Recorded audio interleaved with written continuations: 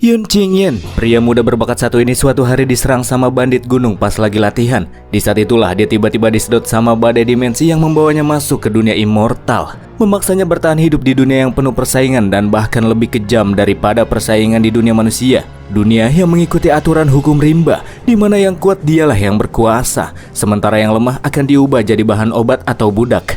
Setelah berjuang hidup dan mati selama 3000 tahun lamanya, pada akhirnya Qingyan mencapai posisi tinggi di dunia immortal sebagai salah satu dari 10 kaisar immortal. Para dewa memanggilnya sebagai Kaisar Yun.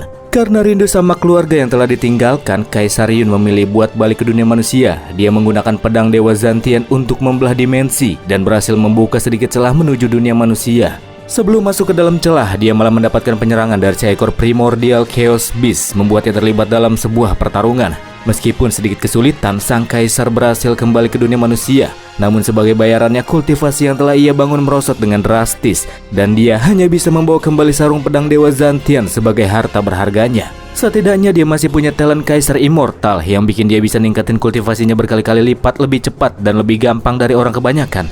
Dan inilah kembalinya sang kaisar immortal.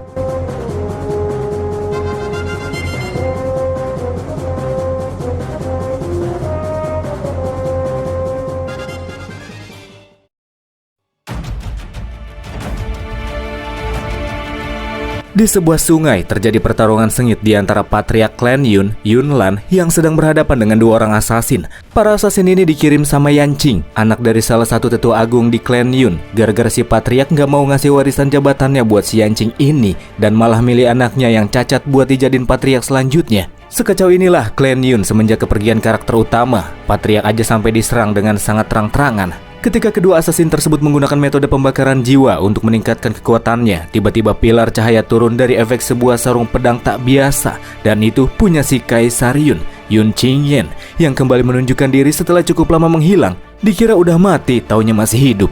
Abis ngasih hormat sama sang patriark yang merupakan pamannya sendiri, pergelutan heboh nyaris kembali terjadi. Ya, nyaris, karena sebelum mencepol target, kedua asasin tersebut tiba-tiba jatuh tersungkur bersama dengan tubuh mereka yang membatu lalu menghilang menjadi abu.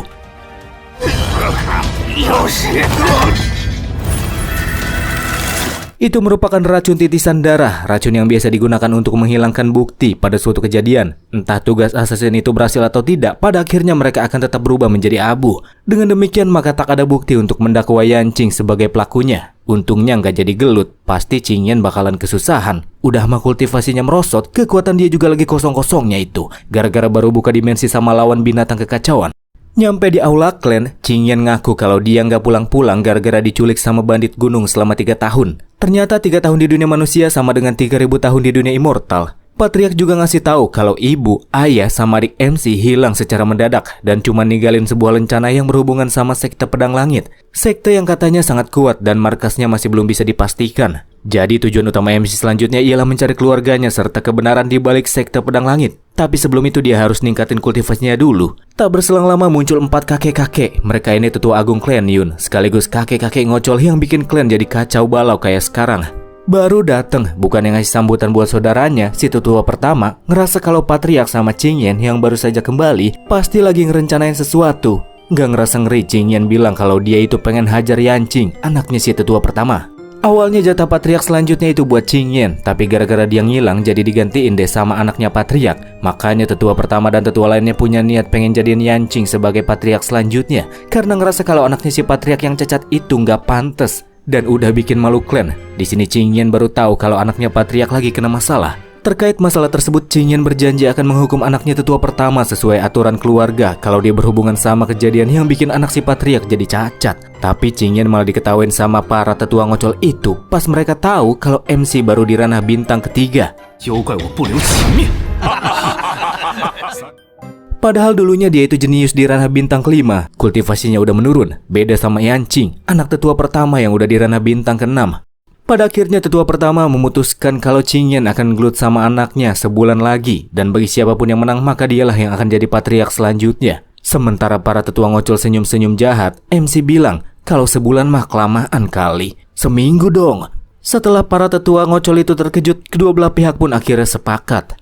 Qingyan kemudian ketemu sama anaknya si patriark, Yun Xuan, yang lagi nikmatin senja sambil ngarak. Pas meriksa Yun Xuan yang dia panggil kakak, Qingyan jadi tahu kalau tangan kiri saudaranya itu buntung dan lautan kesadarannya telah rusak. Qingyan janji bakalan mulihin Yun Xuan sama ngancurin orang yang udah bikin saudaranya jadi cacat kayak gitu. Selain jago gelut, Qingyan juga jago dalam alkimia. Sekarang dia lagi bikin pil buat ningkatin kultivasinya. Daripada latihan biasa, cara kayak gini tentunya lebih gampang dan lebih cepat. Tapi karena pakai bahan seadanya, dia cuma bisa bikin pil yang bikin dia naik satu tingkat ke ranah bintang keempat doang. Karena ngerasa masih kurang, dia kemudian pergi ke pavilion klan Yun yang dijaga sama Yun Changlong. Di lantai atas, Changlong lihat ada banyak buku teknik yang membentuk formasi. Mengira ada penyusup yang mencoba nyuri teknik di sana. Padahal itu adalah ulah Qingyan yang lagi milih-milih teknik. Meskipun rata-rata teknik itu bukan teknik yang OP-OP banget, tapi cukuplah buat mukulin Yanqing nanti. Di antaranya yang paling menarik adalah teknik King Gong Monyet yang punya kualitas top tier manusia dan bisa bikin langkahnya jadi ringan. Tubuh energi patua Changlong masuk ke dalam formasi, tapi langsung dihajar sama Qingyan.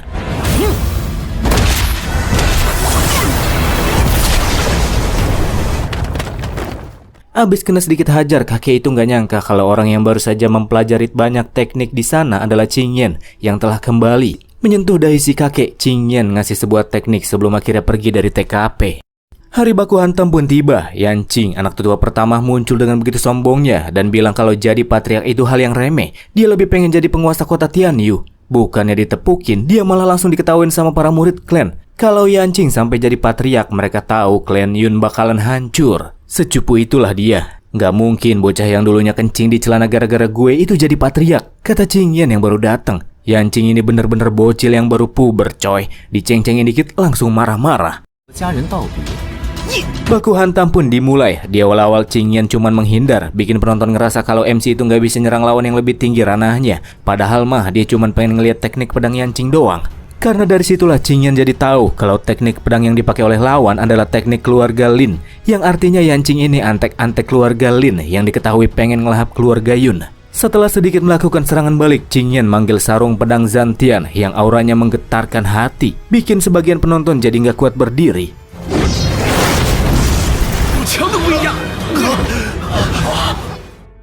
Di arah lain, Yanqing pakai jurus ultinya, uler-uleran air. Tapi ultinya itu malah ditahan cuman pakai sarung pedang doang dan berakhir dengan pedangnya yang rontok setelah bentrokan tersebut.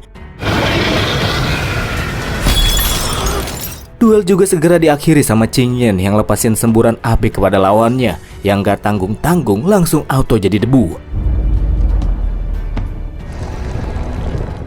Bapaknya yang turun ke arena dan ngelihat anaknya berubah jadi abu marah-marah, nggak terima anaknya yang lebih kuat kalah sama Qingyan yang ranahnya ada di bawahnya. Para patua di sana yakin kalau Qingyan pasti pakai doping terlarang biar bisa kuat. Qingyan ngejawab, Yanqing itu kalah karena dia nggak berbakat. Bocah cupu yang udah ranah bintang 7 tapi fondasinya sangat rapuh. Sementara tetua pertama marah-marah, Qingyan nyuruh seseorang yang lagi nonton buat turun aja. Taunya dari awal ada seseorang yang naik delman terbang di udara yang nonton berlangsungnya duel. Dan itu adalah tuan muda dari keluarga Lin yang terhormat, Lin Beihua. Orang yang udah bikin Yun Xuan jadi cacat. Dia datang buat ngajakin Qingyan duel 3 hari lagi. Kalau kalah, Beihua janji akan ngasih tambang besi keluarga Lin. Tapi kalau Qingyan yang kalah, dia mesti nyerahin taman obat spiritual keluarga Yun. Dalam duel tersebut, Qingyan ngasih syarat tambahan, di mana Lin Beihua juga harus berlutut dan sujud 100 kali kepada Kak Yun Xuan sebagai permintaan maaf. Ngapain juga minta maaf ke dia, kata Beihua yang tahu-tahu langsung mendapatkan tatapan mengerikan dari Qingyan. Bikin dia sadar kalau Qingyan yang sekarang bukan seperti Qingyan yang dulu lagi. Di malam hari, pas lagi berendam di kolam obat, muncul seorang cewek yang dengan nakalnya mulai megang-megangin badan MC, si Xiaoyan. Yang dulunya tunangan MC, tapi akhirnya malah milih tunangan sama orang kaya dari klan Ouyang. Makanya nggak pakai lama Qingyan langsung nyuruh cewek ular itu cabut sekarang juga. Padahal mukanya B aja, aura B aja, bakat juga B aja. Qingyan jadi heran kenapa dia dulu tergila-gila sama cewek kayak gitu. Tepat setelah cewek itu pergi, dari arah luar terdengar suara berisik. Tapi Qingyan bodoh amat. Keesokan harinya pas keluar rumah, tahu-tahu di depan halaman udah ada om-om yang mukanya kayak preman di atas tumpukan tubuh murid klan Yun. Om-om itu adalah Yun Meng, pembantai berdarah 1000 tangan. Mukanya serem sih, tapi dia bukan musuh. Karena tadi malam, para murid itu pada ngumpul di depan rumah Qingyan dan berniat bunuh dia pakai jarum racun. Tapi aksi mereka malah ketahuan sama si om yang baru pulang dari suatu misi. Pengeroyokan pun akhirnya terjadi. Dalam pertarungan itu si om nggak pakai pedangnya ataupun kedua tinjunya. Dia cuma bergerak ke sana kemari menghindari serangan dan bikin serangan para pengeroyok itu malah kena rekannya sendiri.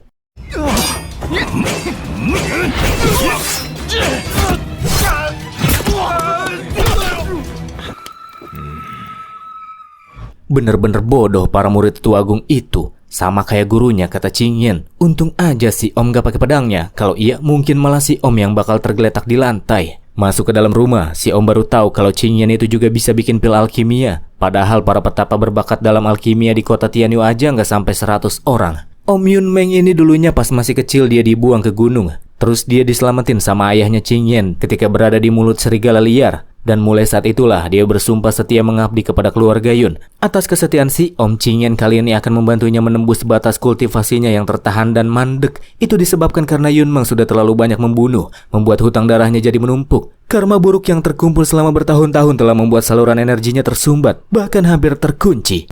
Kalau nggak dibantu dari luar, maka si Om nggak bakalan bisa naik level. Dan kalau semalam si Om ngeluarin pedangnya lagi, maka energi spiritual di lautan kesadarannya akan menggumpal, mengalir terbalik lalu melukai 5 organ dalam dan seluruh meridiannya sampai berakhir dengan kematian. Makanya Qingyan akan membantu mengurus masalahnya. Dia mendaratkan beberapa pil di titik-titik meridian Yun Meng, seraya memintanya untuk tetap tenang dan menahan rasa sakit selama prosesnya.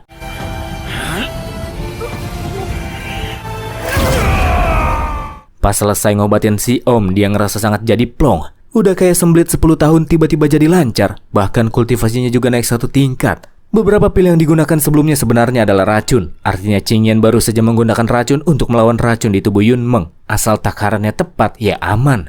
Yun Meng semakin terpukau sama Qingyan. Terlebih skill alkimianya yang sangat mantap. Menurutnya bahkan itu lebih hebat daripada orang-orang asosiasi alkimia di benua bintang langit. Dalam hatinya Qingyan ngomong kalau pendiri asosiasi alkimia itu kan sebenarnya merupakan salah satu bawahannya yang udah naik ke dunia immortal, yang namanya aja dia nggak inget. Selain memberikan resep berendam yang bisa meningkatkan 1 kali kultivasinya, Qingyan juga minta Yun Meng buat mencari bahan obat yang ada di dalam daftar.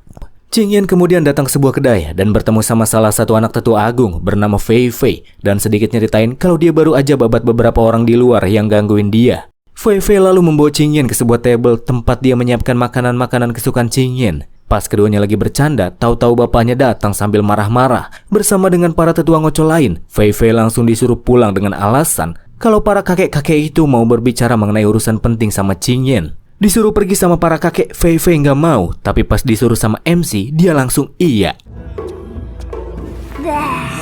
Dengan alasan udah membabas sesama anggota klan, para kakek-kakek tersebut mendakwa Qingyan sebagai pendosa yang harus dilenyapkan.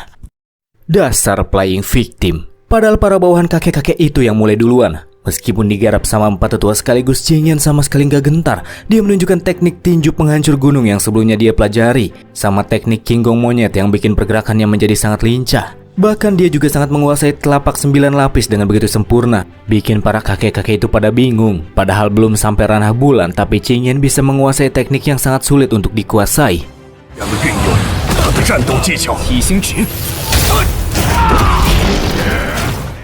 Qingyan akhirnya mengakhiri pertarungan menggunakan sabetan dari sarung pedang Zantian, membuat lautan spiritual para kakek-kakek itu hancur. Qingyan juga menyebutkan pengkhianatan yang telah dilakukan oleh para tetua, mulai dari menghabiskan banyak harta klan Yun untuk hal-hal nggak penting, sampai menyingkirkan para murid-murid yang berbakat. Semua itu akan dihitung sebagai utang yang mesti dibayar sama mereka. Qingyan langsung lempar buku utang ke tetua pertama sampai lehernya remuk.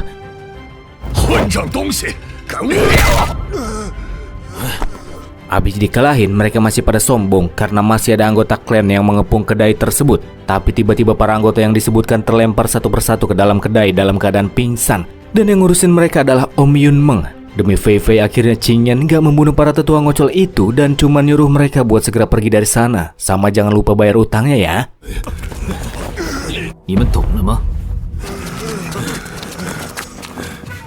Di taman obat spiritual keluarga Yun, Qingyan yakin jika tempat tersebut menyimpan sesuatu yang sangat berharga. Sampai-sampai Lin Bei Hua nantangin dia buat dapetin lokasi tersebut. Seharusnya tempat itu dipenuhi sama energi spiritual, tapi sekarang malah terlihat kayak tempat suram. Kecium juga bau amis yang kayaknya kenal. Pas pengen masuk ke kabut, tiba-tiba muncul serangan semburan ludah cepat yang begitu kuat. Batu nisan aja sampai tembus kena ludah super tersebut. Oh alah, ternyata itu Primordial Chaos Beast, binatang kekacauan yang sebelumnya sempat pengen nyerang Qingyan pas lagi balik ke dunia manusia. Makhluk itu makan cukup banyak tanaman berharga di sana. Sial juga, kayaknya makhluk itu ikut nyasar di dunia manusia. Ketika binatang kekacauan itu nyemburin serangan es, Qingyan bergerak maju ke arah lawan. Karena serangan musuh tipis-tipis, itu nggak jadi masalah buat dia. Yang penting dia bisa daratin tampolan keras buat musuhnya.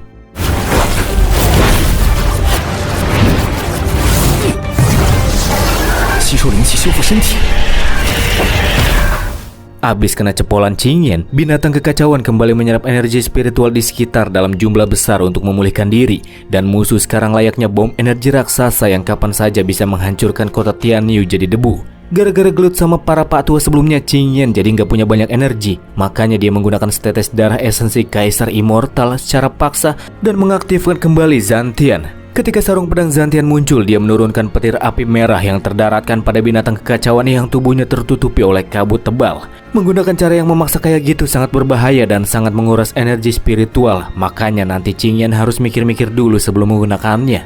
Setelah kabut hitam menghilang, Qingyan mendapati tubuh binatang kekacauan sekarang sudah menciut. Sama kayak Qingyan, ini terjadi karena efek memasuki dunia manusia dari dunia immortal. Binatang kekacauan yang sekarang jadi sangat lucu, itu terlihat sangat kesal. Udah mah kekuatannya melemah, tubuhnya jadi ciut. Sekarang Qingyan gagalin lagi aksinya yang pengen nyedot banyak energi spiritual di sana.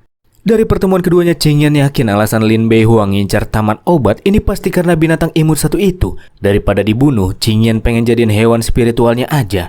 Menjalin kontrak pertama gagal untuk dilakukan. Itu terjadi karena garis keturunan binatang kekacauan yang sangat murni dan lebih mulia dari para ras naga. Bikin binatang itu nggak bisa diperbudak jadi hewan spiritual. Orang biasa mungkin gak akan bisa, tapi Qingyan berbeda. Dia memiliki hak istimewa Kaisar Immortal, dan hak tersebut akan digunakan untuk membuat binatang kekacauan sebagai budaknya. Itu adalah semacam kontrak ritual yang hanya bisa digunakan sama 10 Kaisar Immortal di dunia Immortal. Mengabaikan hukum alam, tidak peduli apapun ras atau wujudnya, mereka bisa menunjuk satu budak Kaisar yang akan dijadikan sebagai pelayan seumur hidup. Dan nantinya sang budak Kaisar akan patuh sama Kaisar Immortal tanpa syarat. Disuruh mati juga bisa.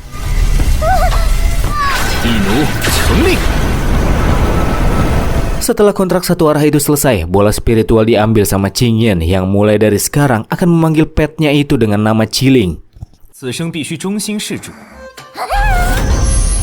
Om Yunmeng datang ke kediaman Qingyan sambil bawa material yang diminta sebelumnya. Sementara Qingyan akan melakukan hal hebat lainnya, Yunmeng sama kakek Changlong akan jagain dia di depan halaman. Baru sebentar berjaga, tak lama berselang muncul sekelompok para NPC kroco bersajam yang datang dan minta buat dihajar. Namanya juga kroco, tentu saja mereka semua bisa ditumbangkan dengan cukup gampang.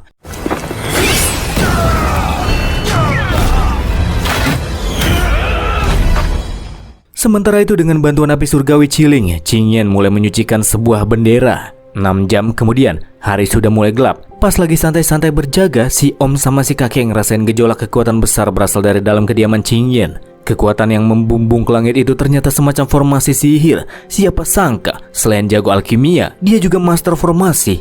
Di seluruh kota Tianyu, seorang petarung yang bisa memasang formasi itu sangat langka dan jauh lebih terhormat kalau dibandingkan sama master alkimia. Yang dibuat Qingyan adalah formasi pengumpul energi, formasi yang akan menarik energi spiritual ribuan mil dari sekelilingnya. Metode yang bisa membuat kecepatan peningkatan kultivasi melonjak berkali-kali lipat. Bukan main memang beliau satu ini. Lin Beihua yang lagi latihan di bawah air terjun dan udah makin kuat pede bisa menang dari Qingyan. Terlihat kuat dan meyakinkan dia. Tapi taunya pas battle, Beihua udah diinjek sama MC yang ngerasa kalau Beihua itu ternyata nggak beda jauh kekuatannya sama Yun Yanqing. Nggak nyampe 10 jurus dia udah takluk. Para tetua agung jadi ngerasa beruntung dapat ampunan dari Qingyan sebelumnya. Pas ngelihat Beihua diinjek-injek nggak ada harga dirinya kayak gitu. Qingyan tahu kalau orang kayak Lin Beihua itu nggak bakalan mau minta maaf bersalah atas perbuatannya. Makanya dia akan membunuhnya saja. Tiba-tiba saja mata Beihua jadi merah. Kekuatannya meningkat secara tiba-tiba di saat dia meledakkan energi kemerahan. Qingyan yang santuy tahu kalau yang dipakai sama Lin Beihua adalah doping terlarang tingkat raja low tier. Blood burst, darah meledak. Sebenarnya MC udah tahu itu dari awal, makanya dia sengaja lama-lamain eksekusi musuhnya, nungguin sampai doping Beihua aktif. Kalau langsung end cepet mana seru. Setelah efek dari dopingnya aktif, Beihua langsung naik 2 tingkatan dan saat ini dia telah mencapai ranah bulan tingkat pertama. Menurut para tetua, kali ini Qingyan pasti bakalan meninggol dibuatnya. Disinilah Beihua menyatakan keburikannya sendiri sebagai orang yang telah merencanakan menghancurkan lautan spiritual Yunshuan serta membuat satu lengannya jadi buntung. Dia ngungkapin itu di hadapan publik tanpa ngerasa malu sedikit pun. Walaupun udah pakai doping buat ningkatin ranahnya, taunya Beihua masih nggak bisa berkutik ngelawan Qingyan. Makanya dia mulai nyedot kekuatan beberapa penonton di sekelilingnya. Tapi itu sama sekali nggak berguna. Qingyan di sana telah menyiapkan sebuah serangan pedang es yang didaratkan kepada musuh dan langsung auto membuatnya hancur berkeping-keping, pecah menjadi bukan es di arena. Dan yang tersisa cuma tinggal kepalanya saja dalam keadaan membeku. Sang Immortal Emperor masih terlalu kuat untuknya.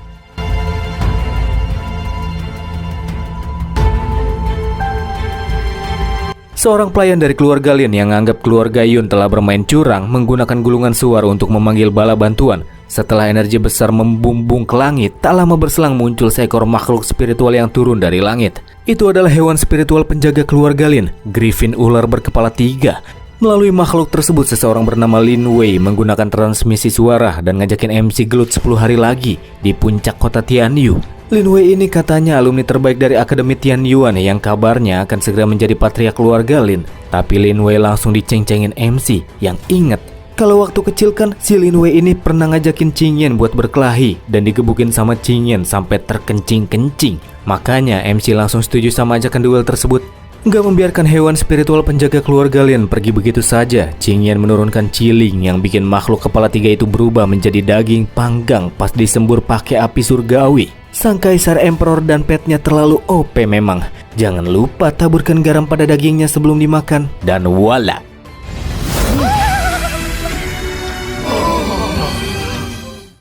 Mountain Beast, sebuah pegunungan yang dipenuhi oleh banyak monster buas. Di sanalah Qingyan melakukan grinding untuk meningkatkan kekuatannya yang masih belum pulih sepenuhnya, mengambil core serta memakan daging makhluk-makhluk tersebut.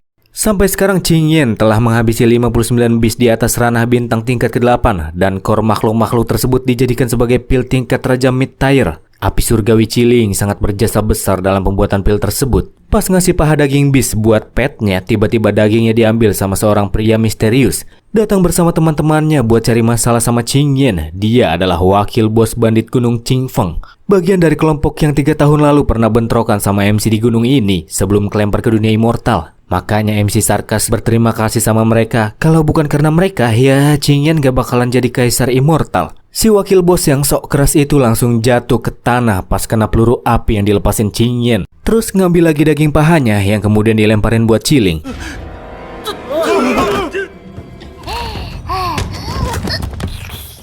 Dengan sangat cepat, para bandit juga bisa dijatuhkan sama serangan ludah super Qiling. Sampai hanya menyisakan si wakil bos bandit yang minta pengampunan sambil meluk kaki Qingyan. Darinya Qingyan mendapatkan sebuah peta harta kuno. Sementara MC ngeliat petanya, si bandit melakukan kesalahan besar dan malah pengen nyerang sang kaisar. Pada akhirnya dia mati kena ludah super Qiling yang menembus di dahinya.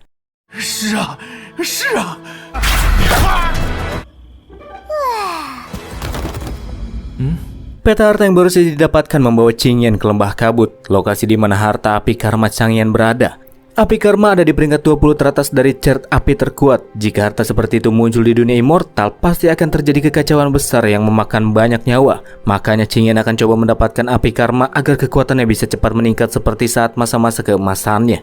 Di dalam lembah kabut terdapat formasi pengunci naga yang dipasang sebagai pelindung. Hal ini semakin meyakinkan Qingyan pasti ada harta yang tersembunyi di dalam tempat tersebut. Masuk lebih dalam, Qingyan menghancurkan formasi pengunci naga dengan menghancurkan beberapa titik formasi yang terpasang di bebatuan besar yang saling terikat oleh rantai. Baginya formasi kayak gitu sih cuman sekedar pajangan yang bisa dengan gampang dihancurin.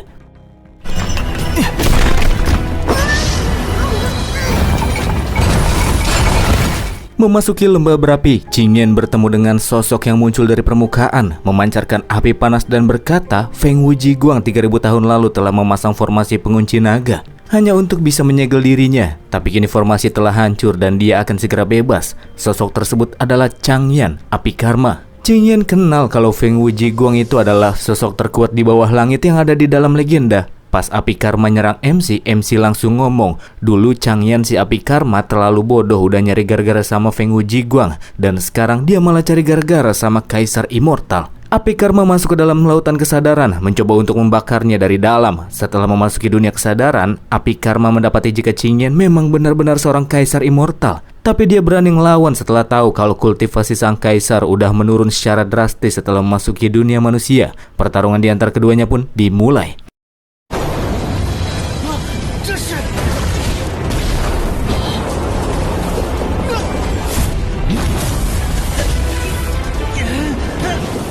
Walaupun cukup kuat, namun api karma nggak bisa ngelawan tekanan yang diberikan oleh Kaisar Immortal. Kekuatan api karma melemah karena yang dia miliki hanya tinggal sisa-sisa jiwanya saja. Dan dengan begitu bodohnya, dia malah memaksa masuk ke lautan kesadaran Qingyan. Qingyan ngasih dua pilihan kepadanya, mau dieksekusi langsung atau belum dikasih pilihan kedua, tapi api karma langsung milih pilihan kedua. Pilihan kedua adalah menjadi pelayan Qingyan. Di saat itu juga Qingyan ngasih sebuah teknik yang nantinya bisa dipakai api karma untuk menyatukan jiwa dan tubuh aslinya yang ada di Akademi Bintang Langit. Setelah api karma sempurna, dia akan membantu balik Qingyan supaya bisa cepat naik lagi ke puncak tingkat kaisar. Akhirnya api karma bersatu dengan lautan kesadaran Qingyan dan telah menjadi miliknya. Ranahnya juga mengalami peningkatan jadi ranah bintang tingkat ke-9. Ketika mereka bergabung, dari arah kejauhan ada seorang cewek yang menyaksikan ledakan dari api karma yang berasal dari lembah berkabut.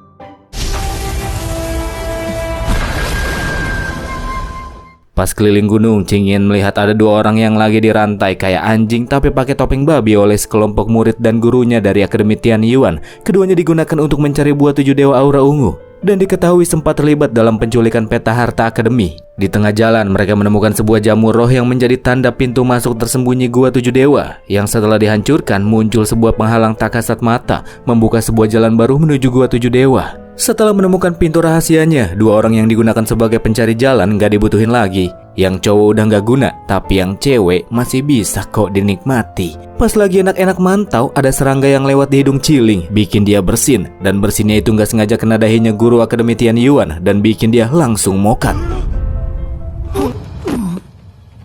Kalau udah kayak gitu sih nggak perlu lagi buat ngumpet-ngumpet. Qingyan jelasin kalau petnya itu baru saja bersin dan gak sengaja malah membunuh seorang sampah masyarakat.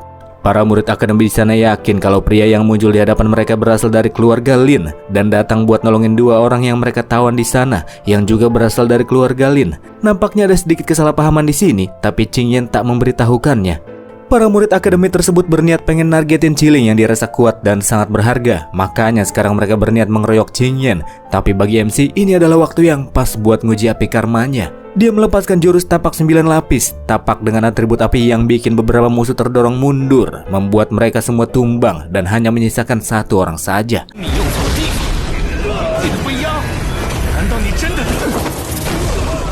Main ancaman, musuh malah ngambil Ciling, berniat untuk membunuh binatang tersebut kalau Qingyan masih terus melawan. Qingyan cuman berkata dia aja nggak sanggup membunuh binatang tersebut, apalagi krocok kayak si murid akademi. Dan ya, Ciling gigit pedangnya sampai rontok, nendang musuh ke atas dan menyemburnya sampai meledak.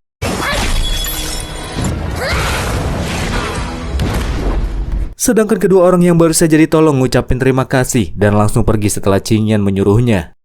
Menggunakan pendengaran jarak jauh, MC bisa dengar kalau kedua orang yang baru saja diselamatin itu tahu kalau penyelamat mereka adalah Yun Qingyan. Jadi sebagai orang dari keluarga Lin, keduanya akan merencanakan sesuatu untuk membunuh Qingyan. Dasar nggak tahu terima kasih. Orang-orang dari keluarga Lin emang nggak ada yang beres. Tapi nggak masalah bagi Qingyan yang akan mengikuti sandiwara yang coba direncanakan oleh kedua orang tersebut.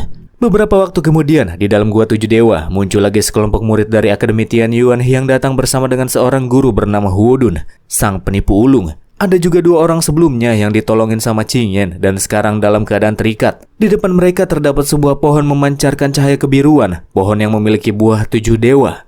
Kedua orang terikat itu ngasih tahu kalau yang membunuh kelompok murid Akademi Tianyuan adalah Yun Qingyan. Tapi Huodun bodoh amat dan langsung nusuk kedua orang itu pakai sebilah pedang. Emang enak lo berdua, kata Ciling yang lagi mantau keadaan sama Qingyan di tempat yang aman.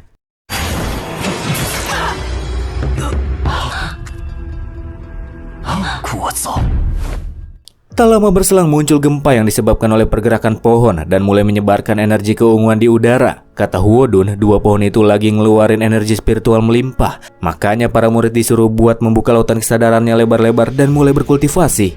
Sebelum berkultivasi, seorang murid sadar kalau ada sesuatu yang janggal. Tapi dari belakang, Huodun langsung nendang dia masuk ke dalam air.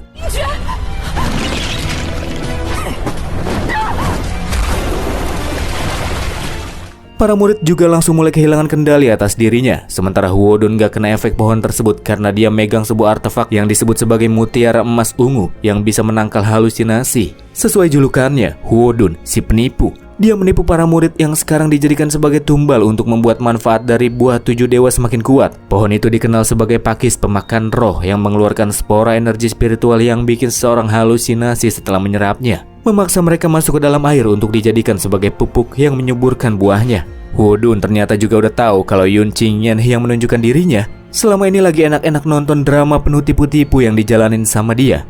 Baru pertama kali ketemu, Huodun langsung ngoceh-ngoceh so asik yang malah bikin Qingyan jadi ngantuk. Intinya Huodun mengungkapkan ambisinya tentang dia yang pengen bantai orang-orang kuat di Akademi Tianyuan, lalu mengambil alihnya sebagai pemimpin yang baru. Makanya dia lagi ngumpulin kekuatan, dan salah satunya ialah mendapatkan buah 7 dewa di sana yang sekarang masih belum terlalu sempurna untuk dipetik. Ambisi pria satu ini ternyata cukup besar. Pas Huodun sok-sokan nunjukin kekuatannya, Chiling nyolong artefak mutiara emas ungu, dan mulai dari sini Huodun jadi nggak bisa sembarangan lagi pakai energi spiritualnya kalau nggak mau kena halusinasi. Karena keduanya kemusuhan, pada akhirnya baku hantam pukul-pukulan fisik tanpa energi spiritual pun terjadi. Di saat itu juga token keluarga Yun bergetar, nunjukin kalau lagi ada masalah di keluarganya. Kayak patriark yang dipanggil sama tetua agung pertama ke dalam hutan dan pengen berbincang-bincang, tahu-tahu malah dapat sergapan. Ada juga kakek Changlong, si penjaga pavilion, yang lagi enak-enak semedi, tahu-tahu malah digerebek sekelompok orang bertopeng yang dibawa oleh dua tetua. Di tempat lain, Yun Meng yang ngerasa ada pergerakan aneh saat itu juga ngelihat ada salah satu tetua agung, bapaknya Fei Fei, yang dikejar-kejar sama sekelompok bertopeng. Dari patua itu didapati kalau kelompok bertopeng itu adalah geng serigala besi yang udah nerobos kediaman keluarga Yun dan bahkan nangkep Fei Fei, anaknya. Pas lagi berantem, tahu-tahu tetua agung satu itu diam-diam nikam Yun Meng dari belakang. Sementara Fei Fei diikat di dalam sebuah aula dan tepat di hadapannya ada pemimpin dari geng serigala besi. Karena masalah yang muncul, Qingyan berniat untuk mengalahkan Huodun secepatnya. Dan kayak biasa, dia mendominasi jalannya pertarungan sampai-sampai bikin Huodun heran. Padahal Rana Qingyan masih ada di bawahnya, tapi malah dia yang didorong mundur. Makanya untuk bisa balikin keadaan, Huodun berniat buat makan satu buah 7 dewa yang ada di sana. Sebelum itu dia menghindari serangan dari pakis pemakan roh. Meskipun sedikit mendapatkan luka, tapi dia berhasil mendapatkan buahnya. Yang habis dikonsumsi, dia jadi tambah kuat.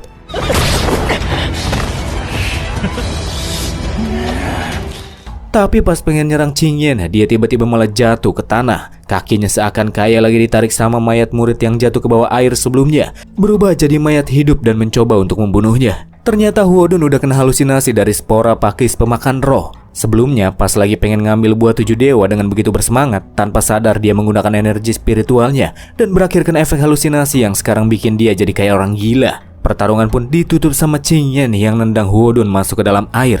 Pakis pemakan roh yang dapat bantuan dari MC kemudian dengan sukarela metikin 3 buah 7 dewa buat dia.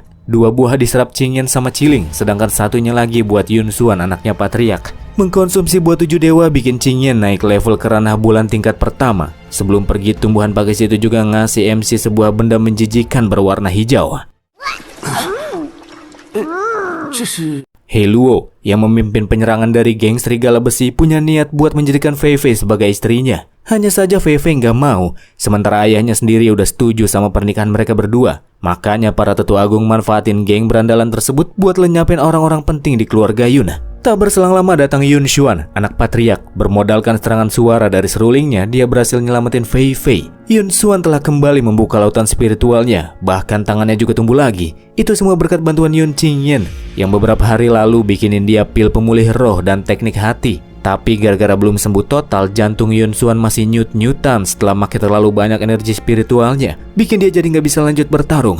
Sebelum digeprek sama gadanya si He Luo, muncul patriark Yun Meng sama Changlong yang datang buat ngasih bantuan. Meskipun kena sergapan geng serigala besi, taunya mereka bertiga masih hidup.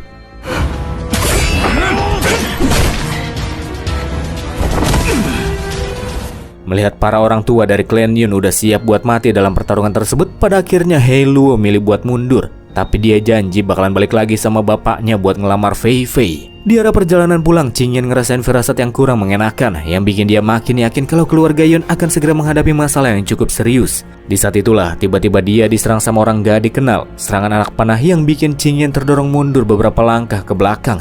Si penyerang adalah cewek super cantik yang datang untuk merebut api karma Changyan dari Qingyan. Dia adalah cewek yang sebelumnya mantau MC pas lagi di lembah kabut. Serangan cewek satu ini cukup berbahaya karena dia pakai senjata dewa. Busur dewa pemecah bulan. Memiliki senjata dewa sudah cukup membuktikan kalau nona cantik satu ini bukanlah orang biasa.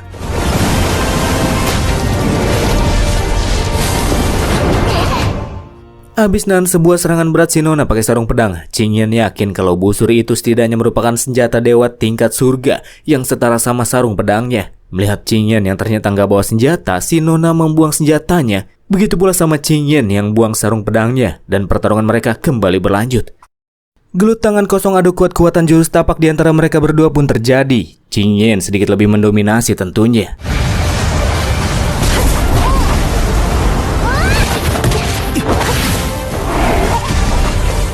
Ketika terkena sebuah serangan dari MC, tiba-tiba si Nona menyemburkan darah dari mulutnya. Awalnya Qingyan sempat ngira apa dia udah terlalu keras ya mukulin si Nona, tapi ternyata bukan itu penyebabnya. Muntah darah yang jatuh ke tanah tiba-tiba terlapisi oleh es. Dari situlah Qingyan mendapati jika si Nona sedang terkena racun dingin ekstrim, dan api karma yang pengen direbutnya dari Qingyan pengen dipakai buat hilangin racun tersebut. Qingyan ngasih tahu kalau api karma yang dia miliki sekarang itu cuman sekedar sisa jiwanya saja, jadi masih belum bisa ngobatin si Nona, paling cuman bisa angetin tubuhnya doang. Supaya jadi win-win solution, MC nawarin sebuah kesepakatan. Dia berjanji bakalan bikin si Nona sakitnya nggak kambuh-kambuh lagi selama 3 bulan. Dan sebagai gantinya si Nona mesti ngebantu keluarga Yun yang kini sedang berada dalam masalah besar.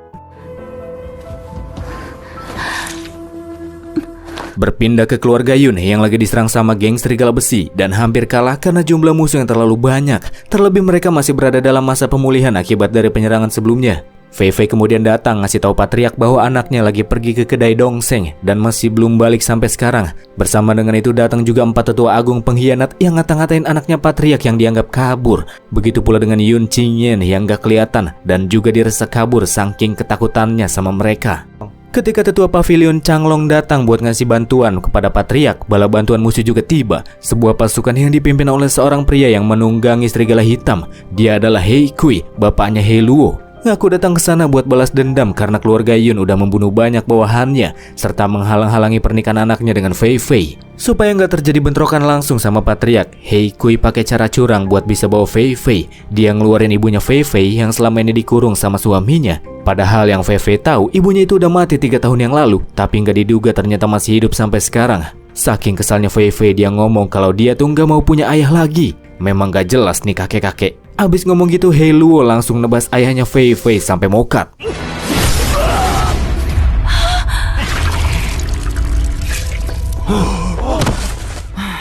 Dari kejadian tersebutlah Fei Fei sadar jika ibunya juga bakalan dihabisi kalau dia terus nolak lamaran dari He Luo. Makanya dengan berat hati dia bakalan ikut sama He Luo sesuai dengan apa yang musuh inginkan. Sebagai gantinya geng serigala besi juga harus mundur dari kediaman keluarga Yun.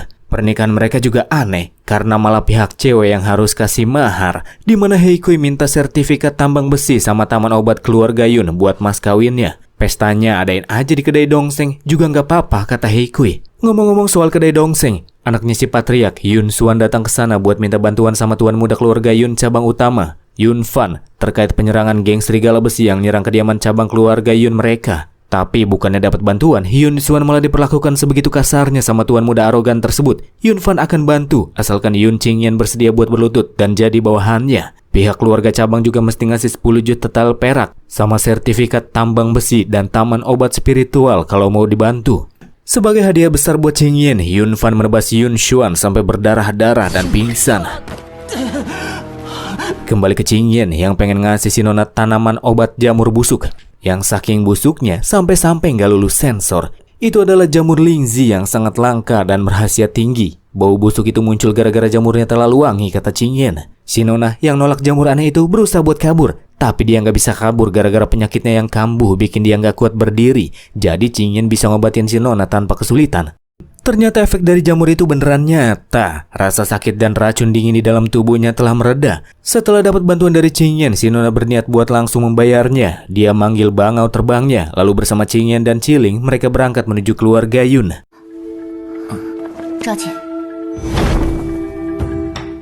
Sebelum pergi dari kediaman keluarga Yun, He Luo melepaskan ibunya Fei Fei. Tapi melepaskan yang dimaksudkan di sini adalah He Luo ini berniat pengen bunuh ibunya Fei Fei. Ya, dia mengingkari janjinya. Jatuhin ibu Fei Fei dari atas bangunan, He Luo melepaskan serangan spiritual yang bikin si ibu merasakan sakit secara perlahan. Sakit yang berasal dari racun di dalam tubuhnya. Patriark yang pengen bantuin si ibu langsung diserang sama He Luo. Tetua Changlong yang pengen nyerang si He Luo juga langsung dihadang sama bapaknya. Situasi tersebut bikin pihak keluarga Yun jadi nggak bisa berkutik. Menunjukkan gelagat yang aneh, He Luo yang ternyata telah bersekutu dengan iblis mengalami demonisasi. He Kui dan geng serigala besi yang kelihatan malah bangga juga nampaknya udah tahu akan hal itu. Mengikuti perintah bapaknya, He Luo melepaskan serangan untuk mempercepat kematian ibunya Fei Fei dan menyelesaikan masalah di sana. Tapi sebelum ibu Fei Fei mukai, muncul sebuah senjata terbang melesat dari langit, menembus tubuh He Luo dan memanteknya ke sekitar papan nama bangunan keluarga Yun.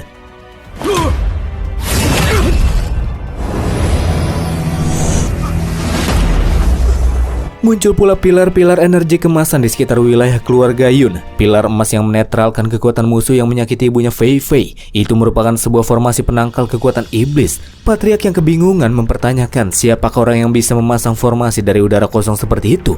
Orangnya ya jelas Yun Qingyan, yang akhirnya datang dan langsung ngangkut Fei Fei ke posisi yang lebih aman. Mulai dari sinilah keadaan akan segera berbalik.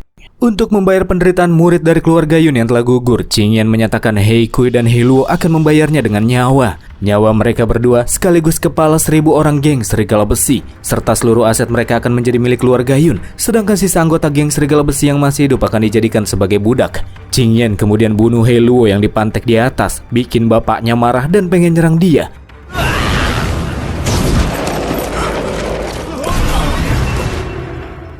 Tapi He Kui terjatuh ke permukaan setelah tunggangannya kena anak panah yang dilepaskan sama si Nona. Merasakan tekanan yang kuat pada serangan tersebut, He Kui bertanya-tanya siapakah Nona satu itu. Tapi si Nona menganggap kalau He Kui nggak pantas tanya tentang itu ke dia. Nona yang sangat dingin. He Kui yang tantrum menerbangin senjatanya ke udara. Senjata yang juga mulai menyedot energi negatif secara masif dari para praktisi yang telah tumbang. Setelah senjatanya terisikan oleh kekuatan yang melimpah, He Kui bergerak ke arah Qingyan demi membalaskan kematian anaknya. Gak ngerasa ngeri, MC ngeluarin pedang Qi, sehingga adu pedang-pedangan di antara mereka pun terjadi.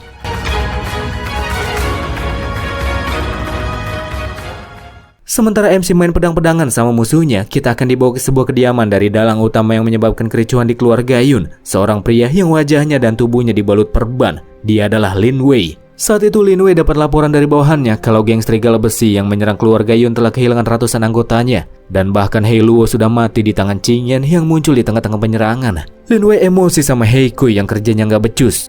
Untuk meluapkan emosinya, Lin Wei ngebabat anak buahnya sendiri yang ngasih laporan pakai perban-perban terbang dari tubuhnya.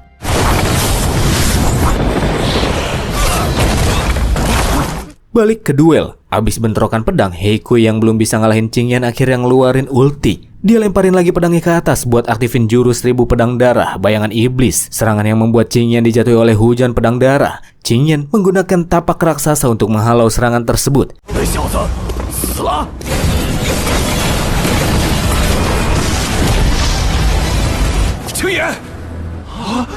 Di akhir serangan, He Kui yakin bahwa serangannya yang berhasil menembus pertahanan lawan berhasil membunuh sang jagoan. Tapi pas dia ngecek ke dalam debu-debu yang menutupi pandangan, ternyata Qingyan masih belum meninggal. Pada kenyataannya, Qingyan sengaja menonaktifkan tapak emasnya, lalu memanggil sarung pedang Zantian yang berperan untuk menahan serangan lawan, lalu melahap pedang iblis milik He Kui. Niatnya pedang iblis He Kui pengen dipakai buat mulihin tubuh utama pedang Zantian, tapi taunya kekuatan pedang iblis musuh masih sangat jauh dari kata cukup. Abis kehilangan pedangnya, sebagai perlawanan terakhir He Kui bertransformasi menjadi iblis yang gila. Dari aura-auranya, ini mah cuma iblis rendahan, bikin malu aja, kata Qingyan yang dengan begitu santainya ngomong sambil menghindari serangan lawan. Berbagai macam serangan barbar yang dilepaskan sama He Kui sama sekali tidak dapat menyentuh Qingyan sedikit pun.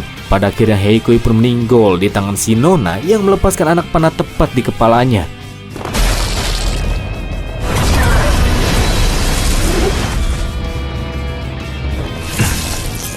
Setelah pemimpin utama geng Serigala Besi mati, Qingyan menggunakan teknik terlarang tingkat kaisar. Teknik tersebut menggunakan darah kaisarnya, jadi kultivasi Qingyan bakalan turun setelah menggunakannya. Tapi itu nggak masalah buat dia, sebab dia menggunakan teknik kaisarnya agar keluarga Yun bisa bertahan sampai ke masa depan.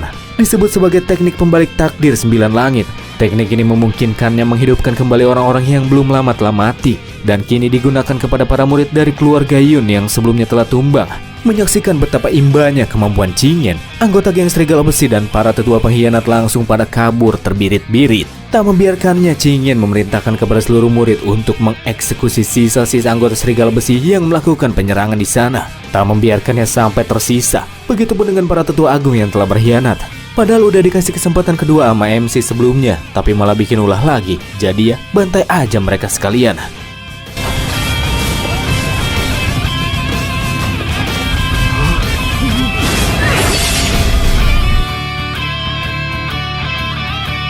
Tak lama setelah insiden besar di keluarga Yun, Qingyan datang ke area kediaman Lin Wei. Dengan begitu santainya datang ke kandang musuh sambil minum-minum sunrise untuk menunaikan duel yang sudah disepakati. Tak lama kemudian Lin Wei pun mendatanginya. Yaping-yaping bentar, Lin Wei ngasih tahu kalau keluarga Yun dari pusat, Yun Fan, udah ngirimin Qingyan sebuah hadiah yang besar. Hadiah karena MC udah ngalahin geng serigala besi, di mana Yun Xuan yang udah susah payah disembuhin sama Qingyan dihajar lagi sampai uratnya putus dan lautan kesadarannya hancur. Dengar itu, Qingyan memang rada kesel. Tapi untuk sekarang, dia bakalan fokus dulu buat nuntasin masalahnya sama Lin Wei yang udah coba-coba cari masalah sama keluarga Yun. Dulu, pas masih kecil sampai remaja, Qingyan inget dari sekian banyaknya laga baku hantam yang terjadi, Lin Wei selalu kalah pas duel sama MC. Sampai-sampai Lin Wei ini dapat julukan si juara 2 abadi. Tak lama berselang terlihat pula warga sekitar dan pihak-pihak yang mendukung Lin Wei datang ke sana, yang berasal dari Akademi Tian Yuan sama keluarga Sangguan, keluarga mertuanya. Kalau gini sih bisa aja terjadi keroyokan. Bodoh amat. Qingyan lanjut ceng-cengin Lin Wei aja, ngomong kalau MC bakalan bikin Lin Wei sampai terkencing-kencing nanti. Terus suruh aja gurunya dari Akademi Tian Yuan itu buat gantiin popoknya. Lin Wei yang kena provokasi langsung tantrum dan pertarungan di antara mereka berdua pun terjadi. Pertarungan yang begitu intens di antara mereka ketika saling bertukar pukulan pun sangat mendebarkan. Cuman di sini Lin Wei yang udah sekuat tenaga memberikan serangan terbaiknya masih belum sanggup buat nyiptain damage. Serangan perbannya bisa dihindari oleh Qingyan dan justru malah Lin Wei yang kena pukul telak sampai terhempas ke rumah warga.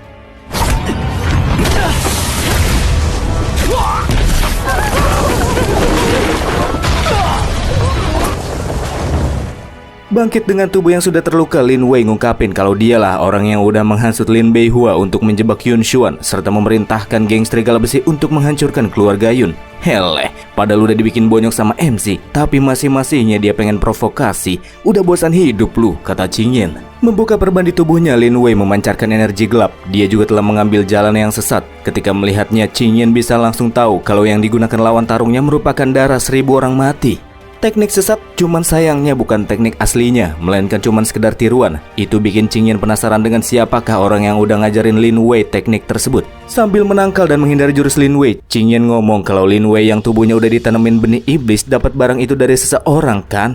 Totalnya ada 3 benih. Sementara yang 2 lagi udah diambil sama Qingyan dari tubuh He Luo sama He Kui sebelumnya. Menurut Qingyan itu cuman sekedar benih iblis rendahan, tapi meskipun begitu dia nggak akan membuangnya. Abis dikata-katain sama Qingyan, Lin Wei yang ngamuk-ngamuk pada akhirnya sepenuhnya beralih ke tubuh demoniknya, bergerak dengan kekuatan besar tertuju ke arah Qingyan, dan boom!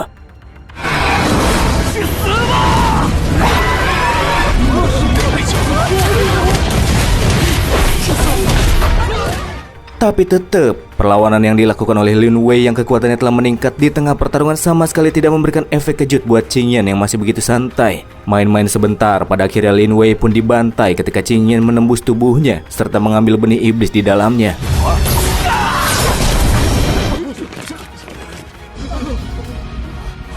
Di ambang kematiannya, Lin Wei jadi ingat dulu dia sempat dipukulin bapaknya gara-gara kalah lawan Qingyan, dan akhirnya dia mendapatkan bantuan dari gurunya yang juga nanemin benih iblis ke tubuhnya supaya bisa jadi kuat sampai bisa ngalahin Qingyan. Tapi faktanya sekarang dia tetap nggak bisa ngalahin MC, membuatnya benar-benar jadi si juara 2 abadi sampai akhir hayatnya. Orang-orang dari Akademi Tian Yuan dan keluarga Shangguan pun turun tangan, ngoceh-ngoceh mendakwa Qingyan yang dianggap pasti udah berbuat curang selama berlangsungnya duel. Aneh sekali, padahal jelas-jelas Lin Wei udah make teknik iblis di tengah pertarungan, tapi masih bisa-bisanya mereka pada nuduh MC yang enggak. Karena kata-kata tidak lagi bermakna, maka jalan kekerasan adalah solusinya. Sekelompok orang tersebut pengen ngeroyok Qingyan, tapi justru malah mereka yang ditumbangin cuman pakai satu gerakan.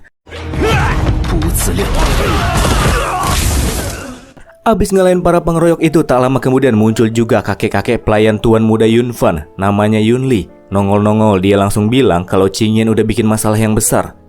Aneh sekali. Padahal yang dilakukan oleh Qingyan hanya menghancurkan geng serigala besi, salah satu dari 3 penguasa Tian Yu, sama bikin keluarga Lin gak lagi punya penerus. Tapi Yun Li malah tetap ngomong kalau Qingyan udah terlalu banyak menyinggung banyak pihak, dan dia pasti bakalan segera ciloko menurutnya. Kecuali dia mau menerima tawaran dari Yun Fan yang akan membuatnya tetap hidup. Tak lama kemudian si Yun Fan pun menunjukkan diri. Warga yang pada nonton tahu kalau Yun Fan ini berasal dari keluarga pusat yang ada di kota raja. Nampaknya duel sama Lin Wei sebelumnya cuman sekedar pemanasan aja ini.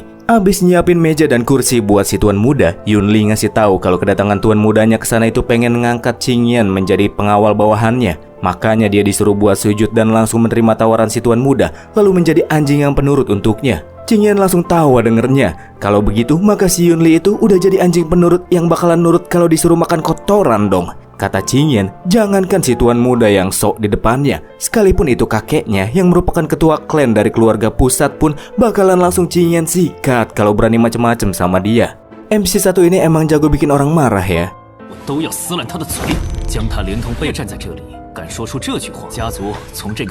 Yunli yang gak kuat denger yapingan MC minta izin ke tuan mudanya buat hajar Qingyan. Bersama dengan itu para penonton pun pada bikin taruhan. Bukan cuman harta dan uang, bahkan ada ibu-ibu yang pasang pakai suaminya. Hampir dari mereka semua pasang taruhan kalau Qingyan bakalan kalah. Memulai serangan, Yunli melepaskan serangan anjing ungu yang kelihatannya sih cukup kuat.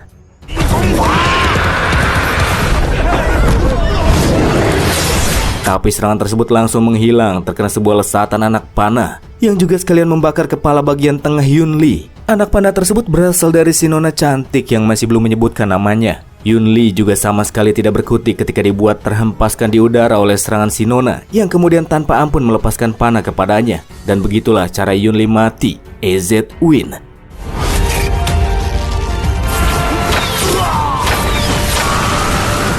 Namun pertarungan masih belum berakhir sebab Qingyan masih belum balesin dendam Yun Xuan yang udah disakitin sama Yun Fan. Sebelum menghajarnya, Qingyan ngancurin token musuh dengan mudah. Padahal katanya token itu merupakan token perlindungan yang bisa menahan kekuatan besar. Tapi satu kali hentakan langsung dibikin hancur sama MC. Pengen kabur tapi nggak bisa.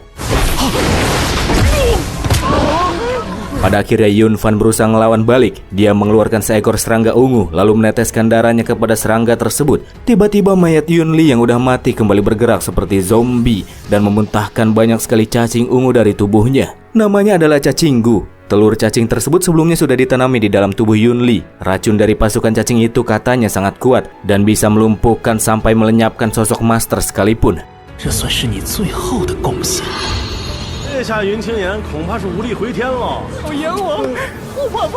Setelah melepaskan pasukan cacing ke arah Qingyan, tiba-tiba cacing-cacing tersebut malah putar balik dan berniat pengen kabur. Yun Fan langsung auto kebingungan dong.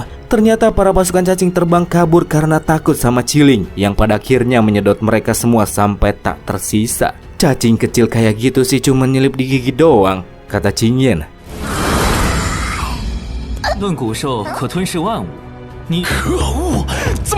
Serangga ungu Yun Fan juga langsung dihancurin sama si nona yang benci sama pengguna racun.